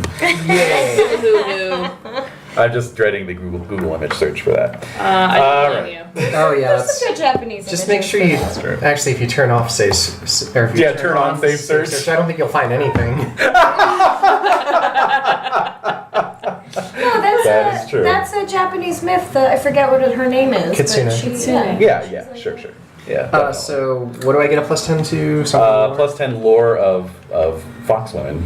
So lore. Probably under knowledge. Interesting. Celestial no. lore, Custal cult lore. Where is lore? Well, it is. There are a few under knowledge. Oh, elder race lore. Oh, I guess it's just general. Okay, so plus elder race lore. Yeah. Okay, cool. Okay. Wow, that was an eventful year, everyone. Yeah. Well, for some of us. 1625, current year. Okay? With the White Bull Society behind him, Argrath liberated Pavis from the Lunar Empire and was proclaimed King of Pavis. Argrath led his Praxian allies to Dragon Pass, but was defeated by lunar sorcery and retreated to Pathos. At the same time, King Broyan was killed by lunar sorcery. Aw, King Broyan. Oh, the God King? So he's The dead. God King is dead. All right. Show Dog King on my notes. Killed by... No, that's a different... There is a Dog King, but... Yeah. All right, the Lunar Empire gathered thousands of magicians, priests, and nobles to consecrate the new temple of the Reaching Moon and extend the lunar glow line over all of Dragon Pass. A group of Sartarite hero questers led by Kalir Starbrow invaded the lunar ceremony and summoned a true dragon beneath the temple. The dragon devoured the temple and the attendees. In minutes, most of the military and magical might of the Lunar Empire and the provinces was annihilated. Wow. The true dragon then rose into the sky, revealing its impossible size. It was several kilometers long. Whoa. It flew up high into the middle air towards the red moon. Millions of observers across Genertella, that's the northern part of Glorantha, witnessed the event. Those in Peloria, Ralios, Crowlertella, and the far west saw a dragon-shaped cloud obscure the red moon. Those closest saw and heard far more. Across Dragon Pass, ancient draconic powers and thoughts, quiescent since the Empire of Worm's friends, were awakened. In Glamour, the Red Emperor sacrificed much of his magic, and that's the city. In Glamour, the Red Emperor sacrificed much of his magic and power That to was in the drive state. Yeah. Right. to drive the dragon back. The true dragon spiraled around Dragon Pass, circled Mount Carofin, and then returned to the huge crevice it had made where once stood the new lunar temple. Keller Starbrow marched on Boldhome and proclaimed herself Prince of Sartar. A lunar Tarsh army led by General Fazur Widered indecisively fought the Free Sartar army. The lunar Tarsh army retreated after Fazur learned that King Ferandros, the king of Tarsh and Fazur's nephew, had murdered many of Fazur's kin and supporters while the mighty general was away campaigning. General Fazur returned to Dunstop and gathered allies. In Old Tarsh, the Shaker priestess appointed a new king of Wintertop rather than allow Fazur's son Anjur to become king. So, that being said, everyone roll a d20. Jesus. 2. Okay. 5. Okay. Interesting. Yes. Renae? 12. Okay. And Sage? Do I add anything? Nope. Then a 4. Okay. So, Renae, you got a 12, right? Yes. You witnessed the dragon rise and survived. What? Cool. Holy shit. So, you participated in the liberation of Sartar. Nice. Roll a d20. Oh my god. Okay. 11. Okay. You witnessed Kalir Starbrow acclaimed as Prince of Sartar in Boldhome. Gain loyalty Sartar. And add +5 to battle. Nice. Okay. Loyalty Sartar. Mm-hmm. Would that be, it's not the same as clan or tribe? Not the same. You're actually loyal to the kingdom now as well. Loyal Sartar. And +5 to battle. Oh, okay. Nice. All right. Des rolled a 2, correct? Mm-hmm. Interesting. Most interesting. Fought against the Praxians in the liberation of Pathos. Yeah, I effing hate them. So you went back to mom. Liberation of Pavis, roll d20, add +5. It's nice. You helped your mommy. 24. Why do I get the feeling like she was fighting for them? Like, oh, I like it. She went native. yeah. Yeah. Nearly killed or temporarily driven insane by lunar demons when the Praxians came to Dragon Pass to destroy the new lunar temple. Wow. Yeah. Alright. So you're going to gain a hate of the Lunar Empire, and if you don't have one already. I don't have that. Okay. And you're going to add +10 to Spirit Combat. Wait. Lunar Army? Lunar Empire. Empire. Okay. Magic shot. And then +5 to... +10. +10. Spirit Combat, which is under Magic. Magic. Spirit Combat. Mm-hmm. 10 Mm-hmm. to... Yeah, combat. It's Okay. at a default of 20. That's right. So you'd be at a 30. Okay. Alright, so, Lunar Demons? Yeah. 25 Lunar Demons. Yeah, I have a feeling, I just got swept up in that, and, if I went there, then my mom was actually fighting on behalf of the Praxians. Mm-hmm. Right? Well, repeat what the battle was again. Well, it was basically, let's see here, let me go back up here. Okay, Argrath led his Praxian allies to Dragon Pass, but was defeated by lunar sorcery. So you fought with Argrath and his Praxian allies. Okay. Even though I hate the Praxians. Yeah, That's but weird. Argrath is a Sardarite, so you were fighting for Argrath. So it was Praxian mercenaries. Right. Mm-hmm. Okay. Yeah. Okay. Okay. And do you think your mom was fighting for the Lunars or for Argrath? No, for Argrath. Okay, so you were with her. Yeah, I was with my mom. Okay. Yeah. Okay. All right. All right. Okay, and then Sage, you got a 4. 4. Tell me I'm not dead. Witness. So you witnessed the dragon rise and survived. Nice. Yay! Gain fear dragons. Well, yeah. Okay. That makes sense. Yes. That's amazing. I love that. And then you also participated in the liberation of Sartar. Cool. Nice. So that's a d20 roll. Mm-hmm. What's wrong with you? 18. Okay. So, witnessed Kalir Starbrow proclaimed as Prince of Sartar and Boldhome. Gain loyalty Sartar and add +5 to battle. Okay. Loyalty. What's his butt? Her butt. What's her butt? Kalir Starbrow. But no, it's loyalty Sartar. Oh, right. Yeah, Okay. Yeah. Loyalty to the house. And +5 to battle. All right, and Dave, you rolled a 5. 5. Also witnessed the dragon rise. Nice. Also survived. Also gained fear of dragons. Oh, Okay. wow. And roll for your liberation of Sartar as well.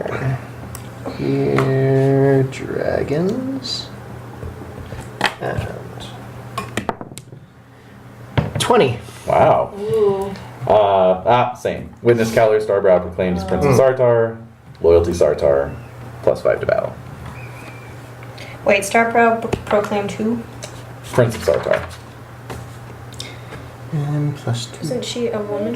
Yes, yeah, she but is. Plus. Plus Prince is a gender neutral term apparently. So +5 to battle. Mm-hmm. Cool.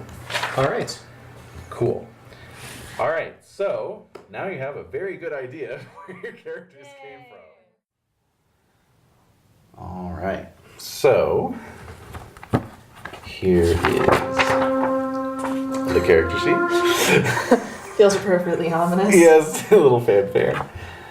Okay. All right. And you'll probably want some scratch paper too. I grabbed a piece Good. because I anticipated when you were like, no, it'll need like the solid hour. Yeah. There will be some mathing and note taking, I'm sure. Oh, Renee, you're fine. You're fine. Okay. Cool. And then I'm bringing up, because I know that you sent out the occupations. I thought though, since I didn't know what exactly would be entailed in here, I'd kind of wait and see if anything directed, Sure, of course. or you know, maybe like encouraged a particular. Same thing with name. So. Yeah, absolutely, absolutely. In fact, yeah, we're gonna wanna kind of go over first thing right at the top is your sort of cultural background, and that may. Yeah, because it was definitely like, oh, this is more common in this place, and this is more common here, and I was like, I'm gonna wait to see where I'm from. Yeah, exactly. Maybe. Yeah. So, yeah. So there's a default starting area, which is the Kingdom of Sartar here, right in the middle. So this map is our kind of beginning area of play, and it's Dragon Pass. So it's a sort of high mountain pass region that figures in a lot of prophecies. That like major shit's gonna go down and it's gonna start in Dragon Pass. So Sartar is one of the kingdoms. The sort of native population of Dragon Pass in general are called the Orlanthi. And the Orlanthi are basically sort of if you imagine a blend of Roman era Celts and Mycenaean Greeks. Okay, that's kind of the Orlanthi. And so they're civilized, but they've got kind of a little barbarian Still rough around the edges. flavor to them. Yeah, Excellent. rough around the edges. To the north and the northeast is what they call the Lunar Empire. And the Lunar Empire is, it's an empire. They're very expansionist, very aggressive. So Tarsh is the other major kingdom of Dragon Pass, and that is under the thumb of the Lunars. Sartar also was, but it was recently the Lunars were driven out by a successful rebellion. As Rolia is the other major Orlanthi kingdom, and that's even more civilized. The city of Notchit is the largest city in the region. Kind of a matriarchal society. They worship the Earth Goddess. I think I remember reading that one. Yeah. I did actually have some time to peruse good. the wikis. So Cool. got a little flavor. Yeah. The Orlanthi of Dragon Pass tend to worship Orlanth, who is kind of a storm and air god. And then here are the plains of Prax. And these are, this is a wholly different cultural area, but has a lot of sort of cultural exchange due to proximity. Prax is dominated by different tribes that ride different animals. So you have like the bison riders and the llama riders and the ibex riders and the, actually the high llama riders, they have really long legs. Like a giraffe llama? Okay, alright. So you get a mounted combat bonus even against other mounted characters. Almost kind of worth considering. I know, right?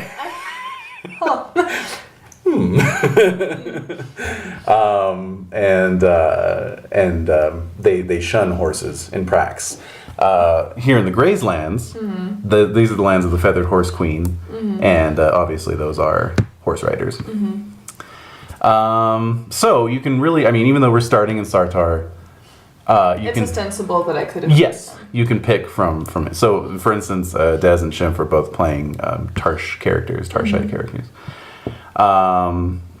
So, yeah, that's kind of any unrepresented area thus far. Well,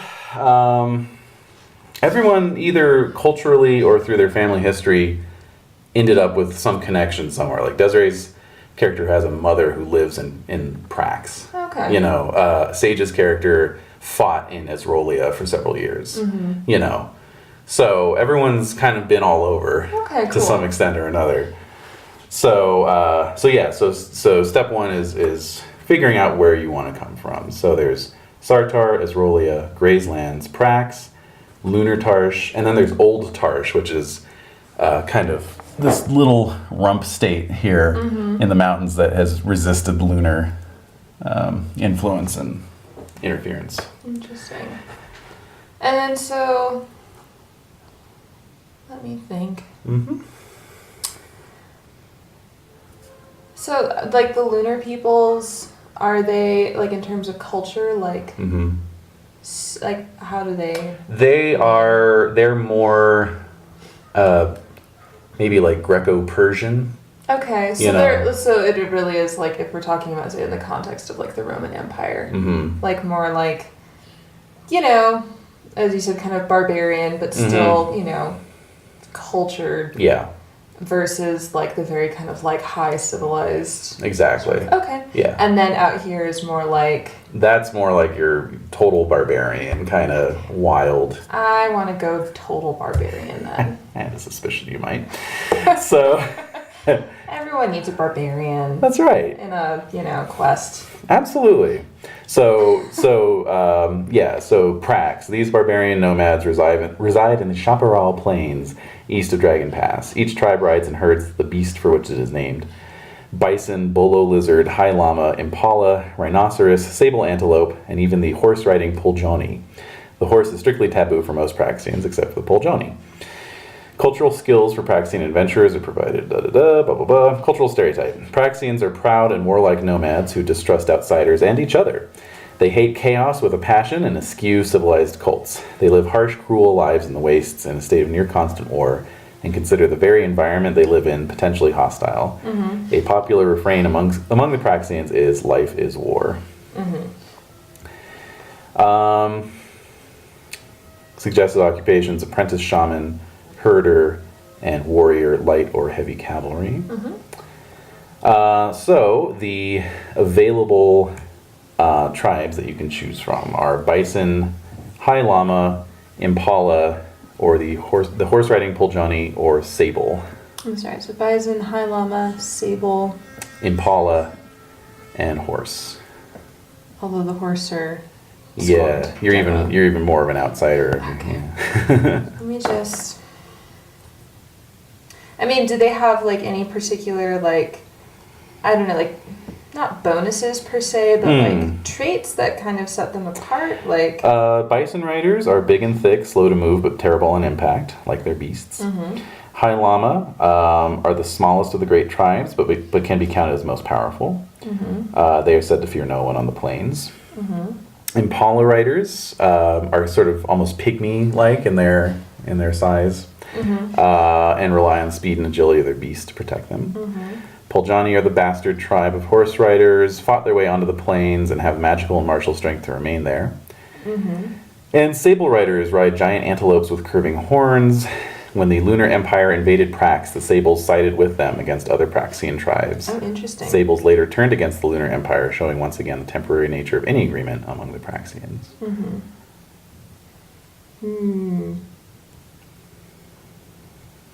I mean, the horse people sound kind of cool because they're like, yeah, we used magic to stay here. Yeah, we earned our place. There's something really cool about the High Llama, though. Although I'm kind of also, I'm like, oh, they all have such interesting things. That's what I'm feeling for them. I mean, bison are pretty cool. Yeah. You know,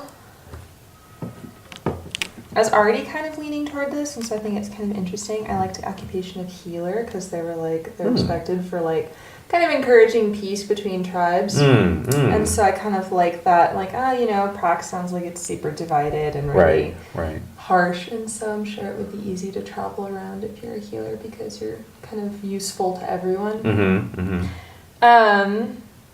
And so I guess I'm trying to think, like, what animal's disposition would suit me being a healer?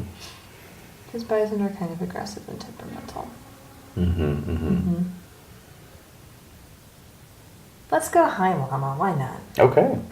So is that the name of my tribe, or do they have an actual name? Yeah, no, you are called the High Llama tribe. Cool. Yeah. Okay. Do you like llamas? Yes. All right. So, starting passion. So this edition of Runequest incorporates a lot of stuff from Pendragon. I remember you saying, which sounds really interesting. I like that aspect. So you're going to have some passions right from the jump. Okay. You're going to start with 3 passions, and they're everything's percentile because it's a basic role-playing system. So 3 passions rated at 60%. And let's see. Here we are. Prax. Love of family. Okay, so I'm assuming I'll put love and then in the parentheses family? Yeah. Okay, cool. Gotcha. Hate chaos. Okay. And love of tribe. Okay. Alrighty. Okay. So now we're going to, another nod to Pendragon, we're going to generate your family history. Okay. So you're going to pick which family member had the most important impact on your adventurer's sense of identity. Pick the grandparent that you decide is most significant to your adventurer's story. Then pick whichever parent you decide is most significant to your adventurer's sense of identity. We're gonna go matriarchal and say my mother and her mother. Cool. Is there anywhere that I should note that on here? Just note it on your notes because it'll come up as we go here. And then you can roll. You'll need some dice. You'll roll d20 to find out occupations of both these antecedents. Okay. I got a 5. Okay, for grandmother. Sure. And an 11. Both herders. Right. Surprisingly enough. Okay. And okay, so now we're going to go through and determine events. So, the starting year is 1625, and that is basically what that means, what the year number means, is it's been 1,625 years since the invention of time. Gotcha. there was a great war among the gods, and in order to avoid destroying the universe, they hatched what was called the Great Compromise, and essentially the Great Compromise was linear time. That's really neat. Yeah. Congrats, everyone. Congrats, yeah. So.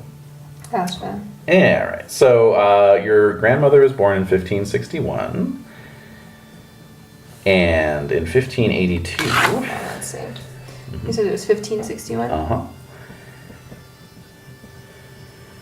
Alrighty. So in 1582, she would have been 21. King Tarkalor and his wife, the Feathered Horse Queen, went to war with the Lunar Empire to aid the old Tarshites, aided by Praxian and Asrolian mercenaries and volunteers. Mm-hmm. The Red Emperor of the Lunar Empire personally led the Lunar Army, and when the armies met at the Battle of Grizzly Peak, the Lunar Army swept the field with their vastly superior magicians. Both King Tarkalor and his queen were killed. Mm-hmm. A special note, your parents were born this year. And that was in... 82. Okay. So some of these events, you'll have an option of, if it's not set in your homeland, you can say, I'll sit this one out. But this one is all. Okay, cool. Okay.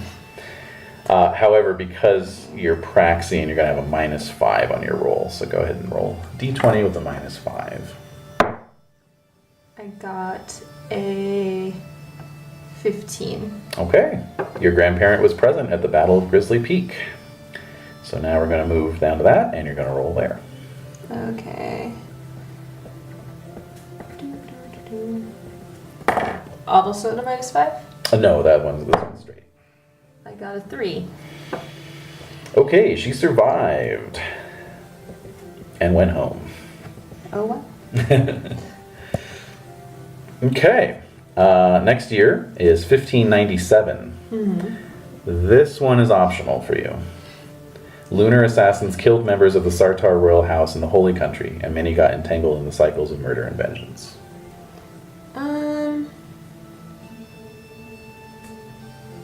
So I guess that's a question, like, is all of this just, like, flavor, or is it... It's kind of a way to get you up to speed on the local history, you know? And it's just kind of up to you to how much you want to entwine your own genealogy in these events. I feel like for that one, perhaps, it's a sit out, because it sounds like they're pretty... It's kind of a local thing. Yeah, to Sartar. they're not as politically involved as a people. Yeah. So we'll sit that one out. Okay. Next one is... Sorry, it was the Sartari... Yes, the lunar assassins killed members of the Sartar royal house in the Holy Country. Okay. Scandalous. Okay. Bastards. Okay. The interesting thing about Glorantha is that unless it's something tainted by chaos, really nobody's wholly evil. So like the lunars, you know, you could see things from their perspective, and they created the moon, basically. I mean, who's a goddess, you know, she was a person on Glorantha, and she ascended to godhood and rose up into the sky and became the moon. That's so cool. Yeah. And that was relatively recent, actually. That was the last couple hundred years. And the Red Emperor is kind of her servant on Earth, and he reincarnates, you know, so if you kill him, he just, you know, reincarnates like the Dalai Lama. He'll, you know, comes back into some kid. And, yeah, so it's like they're kind of a fascinating culture, and you could almost see things from their side, you know, if you really tried. Or like the trolls, you know, it's like, well, they're just aspects of subterranean darkness. So, you know, it's like, yeah, we don't like that, but that doesn't make them bad per se. They're just kind of opposed to us Different who like the light, you know. Sure. Yeah. Okay, so next year is 1602. This is mandatory. And it is the Lunar Army invaded the kingdom of Sartar with great success, although at high cost, seizing the supposedly impregnable capital city by force and extinguishing the flame that united the legendary kingdom. Yes. So, straight d20 roll. I got a 10. That is a normal year for Grandmama. Okay. Okay, then we have the interim years. This one is optional. 1603 to 04. After the Bold Home campaign, the Lunar Empire dominated Dragon Pass. Old rivalries reignited, and the Lunar authorities encouraged the tribes to kill each other off. 1604 is the year of your adventurer's birth, unless you have chosen to be older or younger. So you're born in 1604, and you can decide if your grandmother participated in these Sure. post-battle. That sounds like a little more. Okay. No modifier on this one, so just roll. A 6. Well, it was a normal year after all. All right.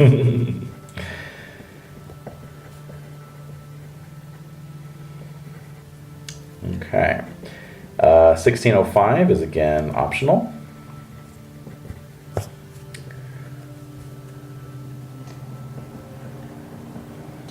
Okay. And this is a major thrust by the Lunar Army to invade the Holy Country, striking it heavily populated as Rolia. Countering with magical strength, the God King Bilintar stopped the Lunars by inflicting a decisive and humiliating defeat. Yeah, let's show them. Okay. This one has a -5. Okay, then I got in 11. Okay, so she actually fought in the Faint to the Sea campaign. Okay. And so you're going to roll d20, see what happened there.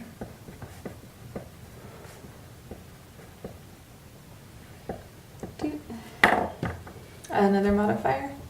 Straight on this one. A 20. Oh, wow. Died with great glory. Oh. Yeah. So you're going to gain honor and a plus 1d3% reputation. Honor plus 1d3 reputation. That will be helpful if I'm a healer. Cool. Okay, so yeah, you can roll that now if you want, or. Oh wait, that's not d3. Yeah. Wait a minute. A 1. Okay. All right. And that was actually the last year of your grandparents' timeline anyway, so what a way to go. With a bang. Just filed this under not surprising at all. But when Shimp rolled. Oh my god, he texted me as it was happening. He's like, Jade, you weren't here and this happened. And I was like, I'm really sorry, Dave.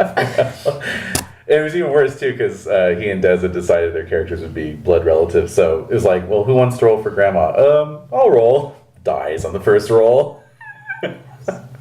She's like, oh god damn it. Yeah, basically. All right, so now we go to your parents' history. Okay.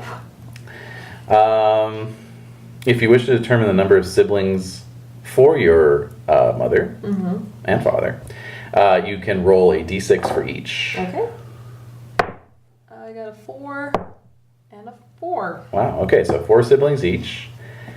And if you want to determine aunties or uncles, you can do the old Pendragon thing, and on an odd it's a female, and even it's male. Okay, I guess it doesn't really matter which I roll. Yeah. So let's see if it's 8 rolls. 8 rolls, yeah. So we have even. Okay, I'll tally it Okay, here. thank you. Even. Uh-huh. Even. Okay, Odd.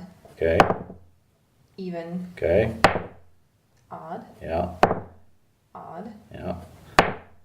Odd. Okay, How many more? one more. Okay. Even. Wow, four uncles, 4 aunts. Okay.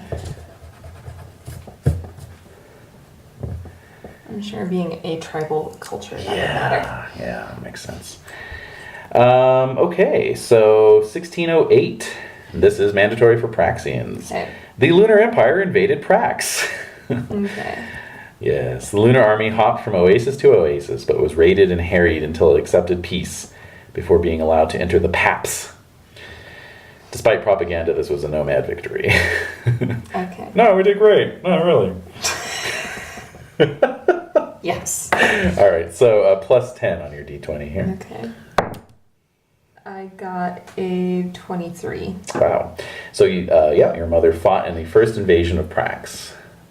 Roll again, also with a plus 10. An 18. Okay. Witnessed the lunar submission to the Pap priestesses. If Lunar, gain hate Praxians. If Praxian, gain loyalty, your tribe. You already have that, so that's going to boost your existing passion by 10%. These goes to the Paps priestesses? The Pap priestesses. Cool. And you said it's going to gain me, I'm sorry. Plus 10 to your loyalty tribe. So that puts it up to a 70. Yep. Okay. What are the priestesses like? I don't really recall that in any of the reading. Sure, it's There was a lot though. yes. I probably should have taken notes. No, there's a lot. No, it's really like I would love to. I was like, oh great, like they all have very distinct, defined cultures, but Yeah, no, it's nuts. I mean, the cool thing is that one of the sort of watchwords of Glorantha is your Glorantha will vary. It's like, in other words, don't worry too much about, the getting lore. all of it. Yeah, exactly. Cool. But there's a lot. And I'm sure part of it too is as you develop your own character, then that'll the way your characters interact and how they're all probably a little different will kind of help beef up that flavor. Yeah, exactly. So the pap priestesses are basically the one form of like centralized government, if you will, in Prax. It's the one thing that all Praxian tribes kind of go like, yeah, they're cool, and they're it's just the most highly regarded religious organization. Yeah. So so the Lunars submitted to them, and your mother witnessed that. So 1610 then, also mandatory for Prax. Okay. But now I'm thinking like, ooh, my mother saw that. Maybe I get offered up as like to the priestess. Yeah, you could go for something like that. Maybe. I'm gonna wait and see. Yeah, exactly. See what happens. I got any modifier? Plus 10 on this 24. one. Okay, so this is the Lunar Army, this time better prepared and equipped. Marched into Prax and defeated the nomads in battle, then occupied the surrendering city of Pavis. Jar'eel the Razoress, a lunar demigoddess, came to Tarsh and liberated King Moirades to transcend his mortal coil.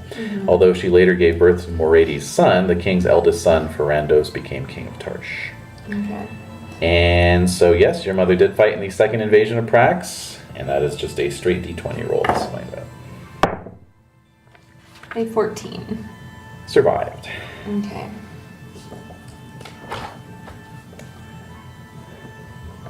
Oh, I'm sorry, so that was in what year? That was 1610. Okay. And it was what city? Well, it was just the second invasion of Prax. Okay. Yeah. I guess it was the queen, or what's her name goes to the other. Oh, yes, Jar'eel went to Tarsh and Yes. yada yada. Yes, that part. None of your concern. No. All right. So now we hop ahead to 1613, and we once again have a mandatory Praxian thing with a -5 this time. 9. Okay. Outraged by the lunar presence and urged on by social unrest, the Sartarites rebelled in strength and temporarily expelled the lunar army. The Lunars regrouped and under the leadership of General Fazur Wide-Red, soundly defeated the rebels. The Red Emperor appointed Fazur Wide-Red the Governor General of Dragon Pass. And so you got a 5, you say? Or 9. A 9. That was a normal year then. Okay. Okay, 1615 is optional. This is a squabble between Grayslanders and Lunars, so probably sit that one out. Yeah. Okay, 1616 is mandatory for Prax. Okay. A large army, and this is a -10 to your roll. Okay. A large army from the Holy Country was ambushed and slaughtered by the Ditali barbarians. At the same time, Herrick the Berserk and his wolf pirates destroyed the Holy Country navy. The god king Belintar disappeared, and the tournament of the Masters of Luck and Death failed to produce a replacement. In Prax, a former slave of the Bison people founded the White Bull Society. Many Praxians of all types flocked to join it. So, yeah, -10 on your roll here.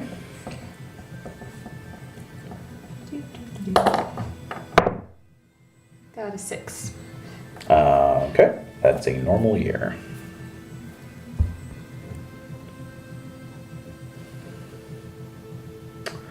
Okay, 1618 is optional. This is war in Isrolia in the Holy Country.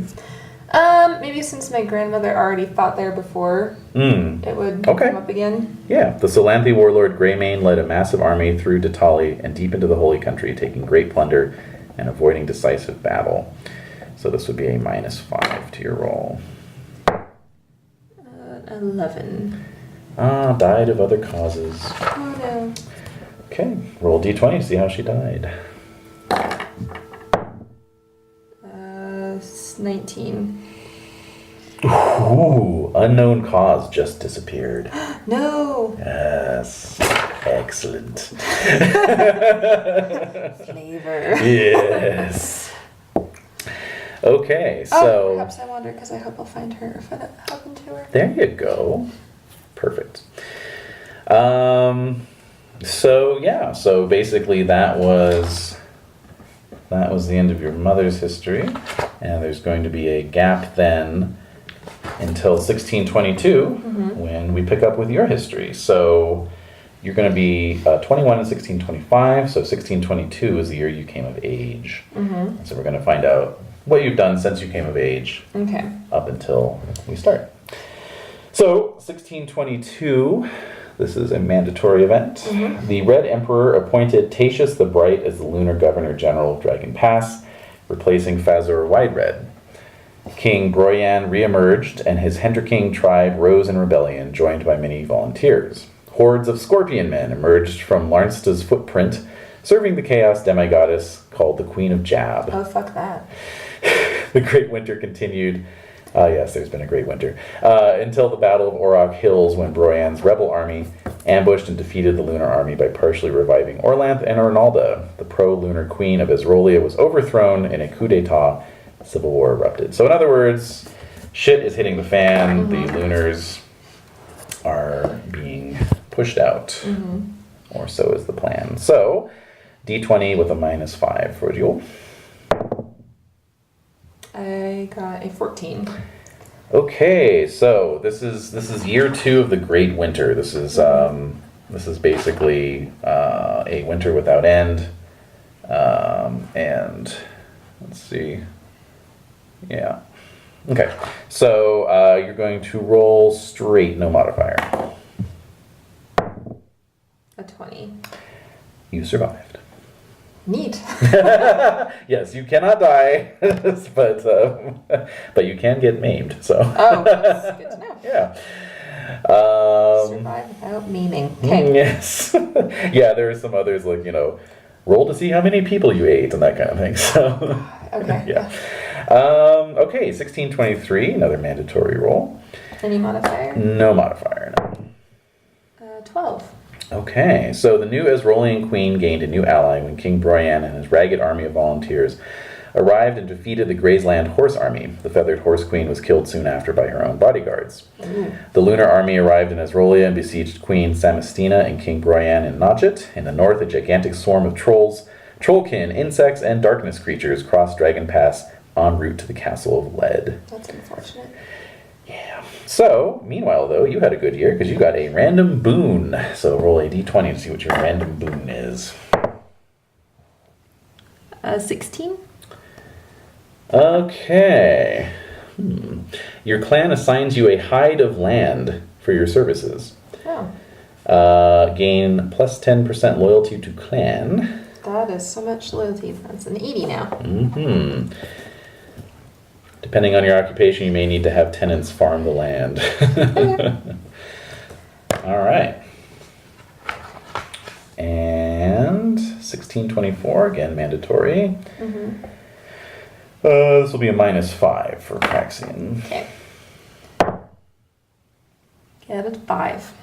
Okay, so a new planet called the Boat Planet appeared in the sky, prophesizing doom and change. Herrick the Berserk and his wolf pirates, there they are again, arrived in the Holy Country after circumnavigating the world. They allied with Queen Samistina and King Broyan and routed the lunar army at the Battle of Penel Ford. During the battle, Orlanth was freed from the underworld, and the constellation called Orlanth's Ring appeared with additional stars and quickly rose to the top of the sky. After the battle, Herrick's companion Argrath, a Sartorite from New Pavis, which is in Prax, traveled with a small group of followers to the border of Sartar and Prax and summoned the Praxian demigod, Jaldon Goldentooth, to recognize him as the White Bull. Sweet. That winter, Herrick and Broyan sacked the City of Wonders. Same winter, the lunar client king, Temertane of Boldholm, was killed by Humacti. Humacti are basically religious assassins. Okay. And his first name is what, Golden Tooth? Jaldon. Okay, that might be a name I should have. Okay. Okay, and so you got a 5, was it? Yes. Yeah, so that was a normal year for you. Okay. Okay. All right. Now, at this point, you can roll a d6 to determine your siblings if you'd like. Okay. 6. Wow. All right, same deal. All right. Odd. Uh-huh. Odd. Uh-huh. Even. Okay. Odd. Okay. Odd. Wow. And even. All right. 4 sisters, 2 brothers. If you'd like, you can roll a d20 for each one to determine their current fates. Sure. All right. Tribal. Yeah. Okay, we got a 14. Alive and unmarried. Okay.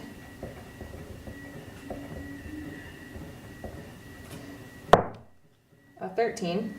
Alive and unmarried.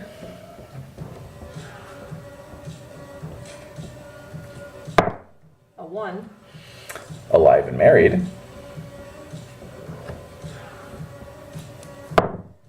A 13.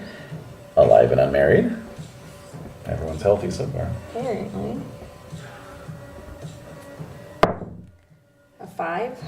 Alive and married. And an 8. That is alive and married. Well then. Mm-hmm. Okay. Okay, so that takes us to 1625, current year, mandatory year. And your roll is going to be a +7. A 27. Wow, wow, okay. So, very good. So, very eventful year here. Here we go. With the White Bull Society behind him, Argrath liberated Pavis. So Pavis is in Prax. Yeah. This was originally Pavis. It was destroyed, so now it's just Big called Rubble. the Big Rubble. That's awesome. So there's Pavis next to it. Argrath liberated Pavis from the Lunar Empire and was proclaimed king of Pavis. Argrath led his Praxian allies to Dragon Pass, but was defeated by lunar sorcery and retreated to Pavis. At the same time, King Broyan was killed by lunar sorcery. The Lunar Empire gathered thousands of magicians, priests, and nobles to consecrate the new Temple of the Reaching Moon and extend the lunar glow line over all of Dragon Pass. That's basically the line that it's like this literal manifestation of their power. It's like this kind of glowing red line that's like an aurora that just comes up out of the earth. So. All right. So it's like an actual boundary. Like once you cross it, like the air is not.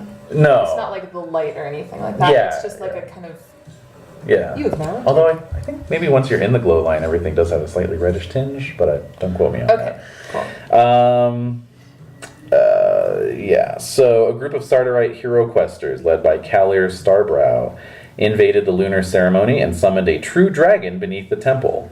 Oh wow. The dragon devoured the temple and the attendees. In minutes, most of the military and magical might of the Lunar Empire in the provinces was annihilated. The true dragon then rose into the sky, revealing its impossible size. It was several kilometers long. It flew up high into the middle air towards the red moon. Millions of observers across Genertella, that's the northern continent of Glorantha, witnessed the event. Those in Peloria, Relios, Crowlorella, and the far west saw a dragon-shaped cloud obscure the red moon. Those closer saw and heard far more. Across Dragon Pass, ancient draconic powers and thoughts quiescent since the Empire of Worm's friends were awakened. In Glamour, the Red Emperor sacrificed much of his magic and power to drive the dragon back. The true dragon spiraled around Dragon Pass, circled Mount Caro Fin, which itself is like an 8-kilometer high needle peak mountain, and then returned to the huge crevice it had made where once stood the new lunar temple. Kalir Starbrow marched on Bolholm and proclaimed herself Prince of Sartar. A lunar Tarsh army led by General Fazur Widered indecisively fought the Free Sartar army. The lunar Tarsh army retreated after Fazur learned that King Farandos, king of Tarsh and Fazur's nephew, had murdered many of Fazur's kin and... We're almost done. had murdered many of Fazer's kin and supporters while the mighty general was away campaigning. General Fazer returned to Dunstop and gathered allies. In Old Tarsh, the Shaker priestess appointed a new king of Wintertop rather than allow Fazer's son Unger to become king. So, you rolled super high, so you participated in the liberation of Pavis. Cool. So, d20 plus 5. Good luck. Hey, some of us came out just fine. Only, I don't think you can die here. No, not at this point. Yeah. Plus what? 5. 19. Oh, wow. Okay. So, you acclaimed Argrath as king of Pavis. So, you were present at his crowning, I guess. Huh. So, you're going to gain loyalty to Argrath. Argrath. Argrath. Loyalty Argrath. Mm-hmm. Okay. And that would be at 70%. Okay. And then plus 1d3 to your reputation. 2. Okay. And your battle skill is going to start at plus 10. Okay. And roll 1d6. A 5. So you gain 500 lunars. That's the silver currency. So Okay. 500 lunars in war booty. Sweet. I love booty. Yeah. So there you go. Well done. You are all caught up. All right.